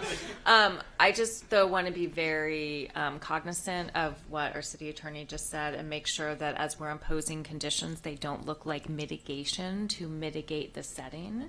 Because if we're going to do that, then we do need to continue it for purposes of CEQA. So let's just, I think it's depending on what the conditions are you want to place. They're not really conditions, they're recommendations to the Landmarks Commission. So they're not going to go in our STOA. Well, look at that view, though. Do you really think that setting with that big slice in it? I don't know. Let me just say something. I'm sorry, I'm not supposed to talk, but Les. yeah, I know, but it's so not me. This is a difficult site. We all agree with that, right? And it is one of the 2 or 3 that we had in mind when we did this major modification process. So I think that we really do have to be a little more flexible than we otherwise would be in order to carry out the spirit of that modification process. And I sympathize with your concrete wall, the softening of the area around the house, but I really think that we shouldn't get too carried away with that, because it really would defeat the purpose of why we did this, which was to preserve historic resources. Well, that's why we need to make sure we preserve the historic resource when we do it. I really like Commissioner McKinnon's approach, which is just to refer this to the Landmarks Commission and see what they think. I'm not an expert on the Secretary of State. Beg that we, which I know is the one, I could tell by your eye rolling, that the one condition that I proposed that you didn't like was to restore the porch. And that is one that would reduce the amount of intrusion into the setback and would go a long way to restoring the character of the house. Well, how would that be the case? Because it's basically an enclosed porch. It's not. It's glassed in. No, I understand, but it has 3 walls and a roof. Yep. So it's an enclosed. It definitely would be in the setback as a room. I also, if I may note, so the permits before you are, it's a vesting tentative parcel map and it's a modification.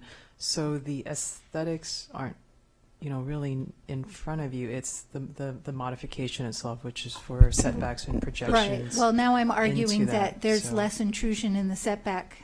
I'm so not sure it's that less- that's the case because the building footprint doesn't change. That's true. The structure is where it is. I'm going to start calling on other people here who might want to participate. Commissioner Landris. I was simply, I'm going to support the motion that I anticipate Commissioner McKinnon's going to make, and being mindful of Commissioner Pastor's concerns, I do want to say that we have a statement from Mr. Chattel that the enclosed porch is character defining as it currently is based on the timing of the based on the argument that a number of porches were enclosed early on, and this is a story that could be told about a landmark building, that there was an open porch and it was enclosed, and this is what happened in the early 20th century. I'm wary of getting into that discussion, but the fact, to our city attorney's point, that we kind of need to get there, because if we can't get there, then we can't get there at all. I would rather get there, refer the question to the Landmarks Commission. The suggestion that I would make is that if the enclosed porch is to be retained, that there be some way of, in the records of the project or whatever it is, that we flesh out that story of why the enclosure of the porch is character defining. Actually, I think that's in Chattel's report. Right, but it's a footnote, but I think it should be called out in some way so that because what I hear Commissioner Fresco saying is, look, the original was not enclosed. Can we go back to the Wait a minute. Commissioner Landris has the floor. Am I saying misunderstanding? what I Well, then I want to make sure that's what I understood your argument to be, to try to restore something that was previously. It's a semi-enclosed porch. It's open to the air, Right. but there are character-defining windows and original fabric in the porch, which is exposed to the public view. Were they in the STOA? They were not in the STOA. Well, the STOA I just think we're said stuck. we couldn't put it in the STOA because that fake door was Okay, well, there. then they're not legally character defining. Right. Commissioner Pastor. I actually have questions for staff about Mr. Kutcher's letter. Is this an appropriate time for that? Can we just run through some of these conditions and you tell me, there's a couple that I'm wondering why you didn't include. One is the cultural arts requirement, private developer. And so why are we not recommending that this be included? Because in staff's opinion, does the rehabilitation of the house count towards the landmarks fee? Mm-hmm. The arts fee, excuse me. Thank you, Right. Commissioner. So for Fresco. that particular condition, generally the ones that we left in place, we felt comfortable that as they're written and in the STOA, that would be adequate. For the cultural arts fee, the additional language that's being proposed is a part of the municipal code. Oh, okay. So the Then I'm standard fine with condition is really that it complies with that. Okay, I'm fine with that then. And then condition 73, the telecommunications.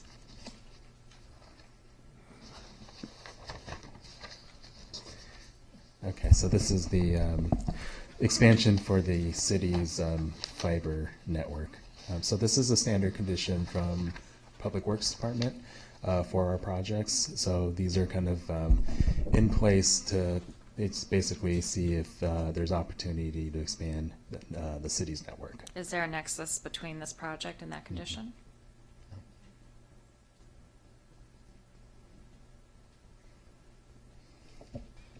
I think that's again, this is a standard condition and it would be reviewed by Public Works at the time. I will say that not every project does this. Arguably, this one is pretty small.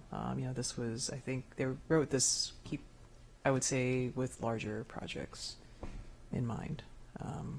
Yeah, And, I'd just like us to be mindful of the nexus requirement for for a map, and so if once Commissioner, if who's making the motion, if Richard makes the motion, I would request a friendly amendment to delete that condition. And I think those were my two. And I have to say, I think this is a very interesting project. I actually liked the first design better, for whatever it's worth. And actually, I do have a question for Mr. Chattel, which speaks a little bit to Commissioner Fresco's issue about setting in question, which is that could it be argued that the concrete wall, which Commissioner Fresco has recommended be changed, that because the standards say that you should have a differentiation between the new and the old, could that be considered part of the new, and so therefore it does not compromise the setting? There's also compatibility, they go together. It's just a question. Can you respond, please? So with respect to the basement level wall at the driveway entrance, the concrete is new. The building currently has a brick foundation, so the concrete would be a change in material. It would certainly read as contemporary. There's a very similar condition at 1012 2nd Street, which went through a very similar process. It was when this was a variance process. It's a condominium. It went through a tract map process. It was found in conformance under a Class 31 exemption under CEQA and ultimately approved through the C of A process. There's a stair that goes down to the basement, so it's not as wide in that particular project, but there is a new foundation wall on the side of the landmark building in that case. So, And does that speak, excuse me, I'm just trying to, and I've actually always found this a little bit confusing about the standards. Does that speak to the setting issue or compatibility or both? I don't think that that's a setting issue. There is, I would refer, first of all, everyone to their Interpreting the Standards Bulletins. Interpreting the Standards Bulletin number 41, published by the National Park Service, addresses setting in particular. Most of the Interpreting the Standards Bulletins are written because the National Park Service staff in historic tax credit projects found something they didn't like. So it's really more about what's bad about something than what is good. So rarely do they write what is good. But it discusses a particular project, and it happens to be in Pasadena, so it was written by the California Reviewer. And it talks about how a train station was moved off-site, brought back on a new foundation, which is a multi-level subterranean parking garage, and it was moved up. It was raised and had a different relationship with the ground. That's something that we were mindful of here, to have a very similar relationship to the ground. I think that, in an instance where a driveway or a stair to a basement needs to exist, and those are really needs, not wants here, coming up with compatible material is important. I think certainly the nature of the board form concrete would have the sort of textural quality. It wouldn't be a plywood formed concrete. So it's similar in a way to the brick that could be read as contemporary. But there are challenges and special circumstances of every project, and in some cases, compromise. Thank you. May I ask? Commissioner Reese? Yeah, this will be pretty quick. I just, we have a code we try to protect these projects. So I'm excited about the fact we're building new density, and we have the ability to protect a landmark here, and we've specifically created a code that allows some flexibility to do this. So, I think we're meeting that policy goal of trying to protect the landmark building. What I struggle with personally is I don't have the historic backgrounds that some people do, and that's why we rely on, in our business, on experts like Mr. Chattel. And it seems to me that we have Mr. Chattel's report. The city has hired an independent firm to review it. So that's giving me some comfort level that we're heading in the right direction, that we can have the our own commission look at any of the details that some of you who have more information on this are more focused on. So I think we're heading in a good direction. And because of that, I only have one minor problem with this project, and it's that palm tree in the front of it. Why do we have to protect the palm tree? And can you give me something else? If I could first address the question, the palm tree sits on the property line. The palm tree was not identified as a character-defining feature, but I'll tell you, in the same context in which a porch was infilled at the time, houses from this period typically had some exotic planting, and a palm like this on the site of a building from this period is extremely common. So that's one reason why we thought it would be advisable at great expense to retain it on the property. Does this come back to a setting issue and to our CEQA document somehow? If this gets It's changed? not identified as a character-defining feature. In any case, we thought it was advisable because it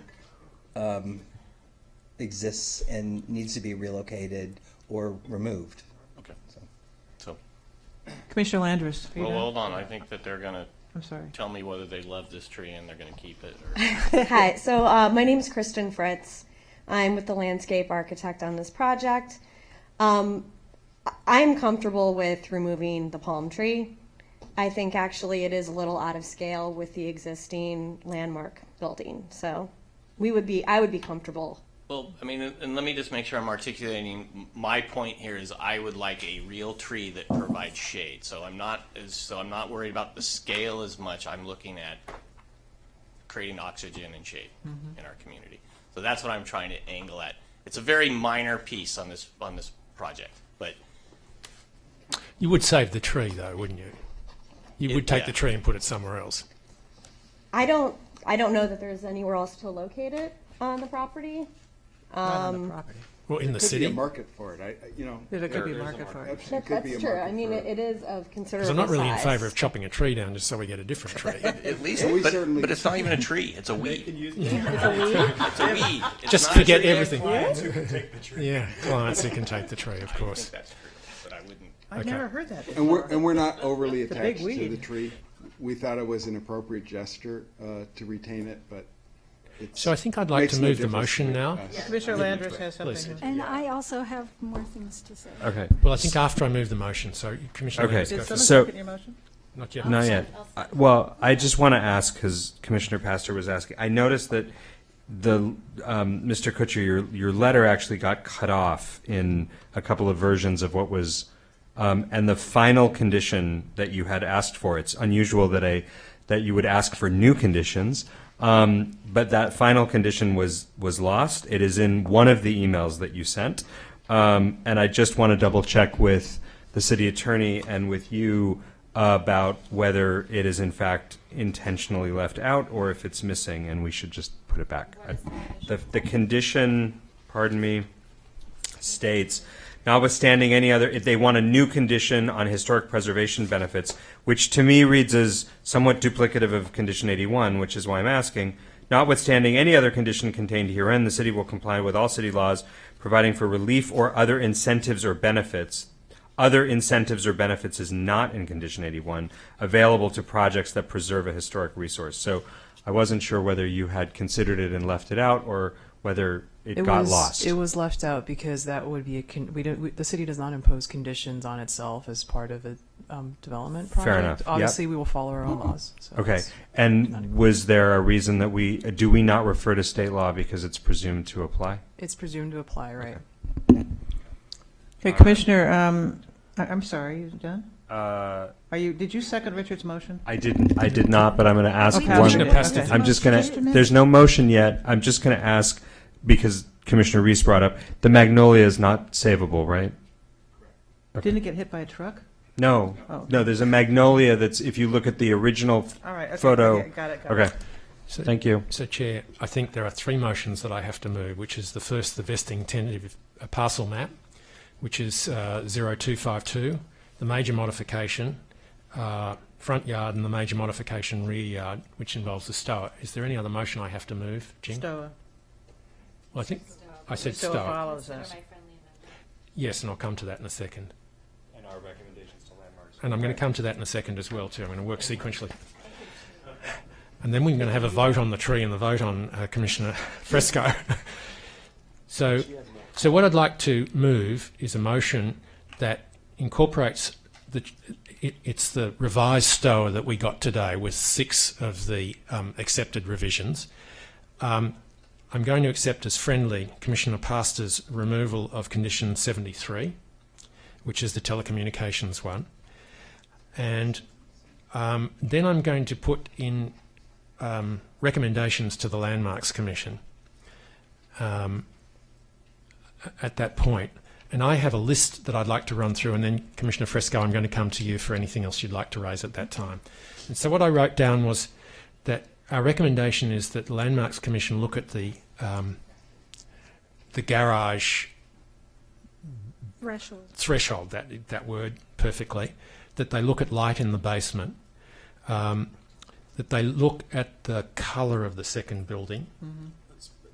Let's just say differentiation. The differentiation of the second building, which includes the window on the corner. Then we come to some of the issues that Commissioner Fresco raised, which was I'd like to say fence. There always seems to be a fence in certain of these projects, doesn't there, Commissioner, Mr. Kutcher? But this railing fence, whether it can be made more historic in keeping with the building. Which one? All of them.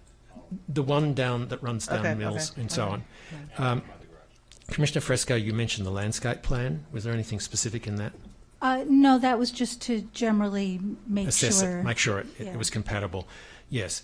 And then there was an issue of discussion that I think we needed to look at, which was the porch. What did you call restoration or filling in? Taking the windows out. Taking the windows out. No, that was not at all what I was talking. Well, what did you say? What I would like is to see the door removed from the facade and restored to where they're restoring it to, but to not put a partition between the doorway and what was the semi-enclosed porch, so that the exterior window that is extant remains an exterior window.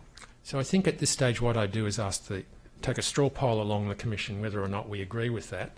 I, to be honest, don't completely understand what you're driving at, so Can we look at a floor plan? Just hold on a second. So I wouldn't accept that and I wouldn't vote for it. Why don't we see how other people feel? See how other people feel, whether they're amenable to it. Commissioner Landers? Commissioner Landers? I think we're dancing around this. So I'll take that as a no. Yep. Commissioner Pastor? She'd say no. Commissioner Rees? Yes. So I say no because, and I'll tell you why. This is a very small house, and this provides a livable enclosed area, which I think would be very valuable for the people who live in the house. Do you have a front porch? It's an extremely livable area. Well, I read my packet on the front porch today.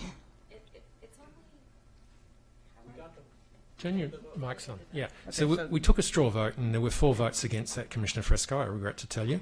What are the other issues you'd like to raise at this moment? Let me just go through. So you don't like that. In terms of the threshold, rather than just say, look at the garage threshold, I would say to consider reducing the garage threshold to the minimum it needs for structural integrity. And I think that's a very good point, and that's a more elegant way of putting it, so we will write that up. Isn't there a code requirement? Well, there is a code right now requirement. it extends upward and becomes a wall, like a fence. I think the architect has heard us on that, and he's nodded a number of times. So, Commissioner Fresco, keep going. I had also recommended putting some sort of a planted strip at the foundation. I really don't like that extension, vertical basement, house wall, driveway. I feel like the house needs a buffer from the driveway. I'm going to invite Commissioner, the architect, to step up and give us his view on that. If you could show us that slide too, please. Yes, please. All right. So, Commissioner Fresco, you're talking about again. I'm sorry. Right here again? Yes. Okay. That could be difficult because I need a maneuver width to get down to my parking garage. So that's going to enclose it. I would have to take the planter on the PL side and flip it on the other side. Mm-hmm. However, when we were at our preliminary review at the Landmarks Commission, they wanted a buffer on that side. So we moved it to that side. And also, I'm always concerned about waterproofing. When I start putting planters on subterranean garages, Oh, yeah. that's going to be tricky for us and creates some liability. So that's a good point. Commissioner Fresco? And I lose the window. Yeah. And we lose the window, the And we light lose too. the window. It So- would give you an opportunity to make the basement bigger. I do not want to make the basement any bigger. Commissioner Fresco, what's your next point? Tried. Let me just check my notes here. I guess those were they. Okay. Well, in terms of the fencing and stuff, I had more specific language to What was your specific language then? have it relate to and be compatible with the landmark in a manner that protects its integrity of. Well, we can't say that because that will freak everybody out. But to make sure that it's compatible with the landmark and doesn't take its cues from the new construction. Let's put it that way. I would be all right with that. What about the rest? Don't use compatible. Sympathetic, maybe. To reference the landmark and not take its inspiration from the new construction. And Mr. Lax, can you work with that? We're just the fence. The fence, to have it reference the landmark rather than be That's fine. taken from the new Yeah, we will take construction. another look at that. Right, okay. And we'll have the Landmarks Commission take a look at that as well. Yeah. So Commissioner Pastor had a comment. Did you? Well, my question was, is there any like written opposition or to this project? No, in fact, the one letter that came in from Mike Salazar, he had a lot of the same things that I was thinking. Okay, so we have the outline of the motion. Are there any other points any other commissioners want to raise to incorporate it at this moment? Otherwise, we'll start the Oh, right, the palm tree. Jim's palm tree. Fresco fence. Maybe you could put it in your front yard, Jim. We've got the Reese tree and the Fesco fence. Yeah. Mr. Lax. No, I'm sorry. One more. I'm peeling back the planter between the south property Yes. and our property. Yeah. That is If- not a problem at if all. possible. In fact, I think it's a good suggestion. Okay, thank you. So where were we with the Reese tree? How strongly do you feel about Why don't you let the Landmarks Commission decide? Yeah, they're doing the landscaping plan anyway, so that makes sense.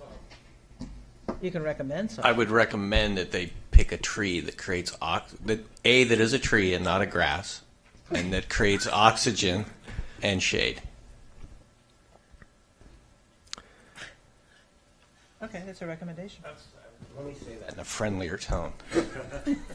Just don't call it a weed. I'm just writing down the words weed and grass here. Okay. Yeah. So, Okay. so Steve, were you able to write down all the items that we got on board? Right.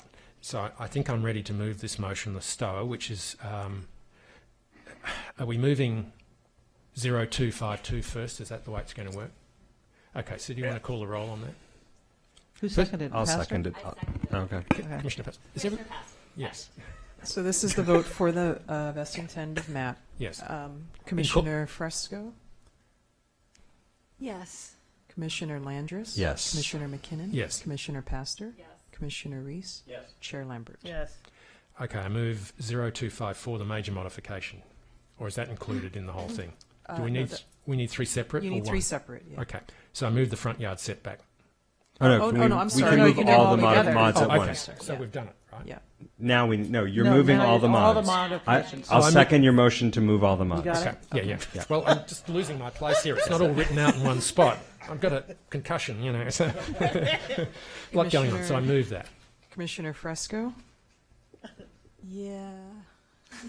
Could we note reluctantly, Commissioner Fresco supported this? Commissioner Say Landris. Yes. on the paper. Commissioner McKinnon. Yes. Commissioner Pastor. Commissioner Reese.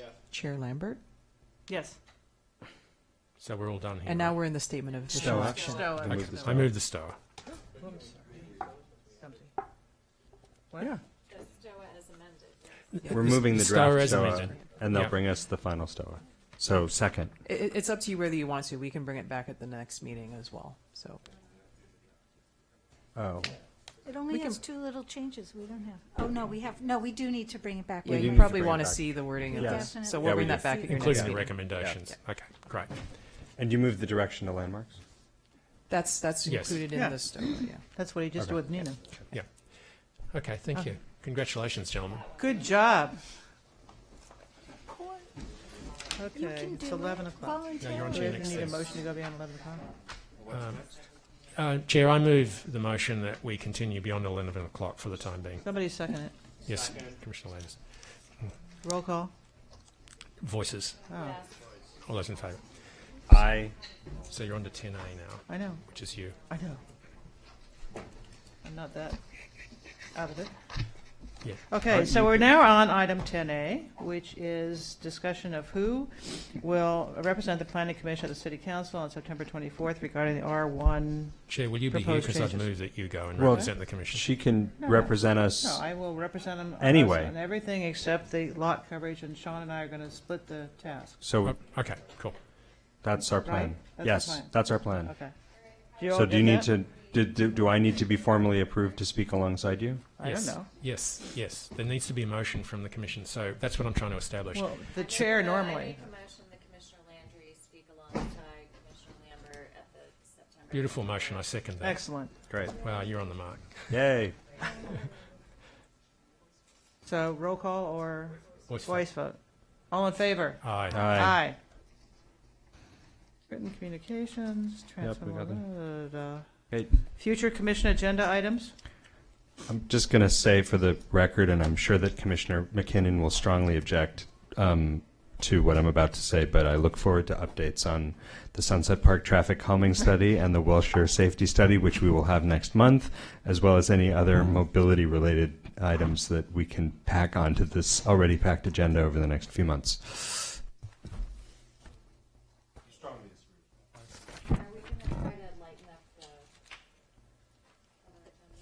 September 4th? September 4th. You guys will be here till 2 in the morning on September 4th. No, I think actually. And as long as we're all together, David. What's currently listed as tentative is 601 Colorado. Could that be pushed to the 18th? So It's no longer tentative. There's streamlining issues with that. Oh. Yeah. 30th in and so Colorado is the point we would pretty just make is, if the evening's going long and we have to continue things, we could do that. Okay. At that time. Perhaps you start early, as we Can we suggested. start at And 6? we can look at starting early. No. Already been noticed. So. It was in the paper today, and the postcards went out yesterday. And I assume you'll be issuing a supplementary report on, is it 2804 Santa Monica Boulevard? 2906. Big pardon? Yeah, 2906. So we'll get a supplementary on that pretty And shortly with there's the a condo remote thing. possibility that'll be continued into October, very remote. No.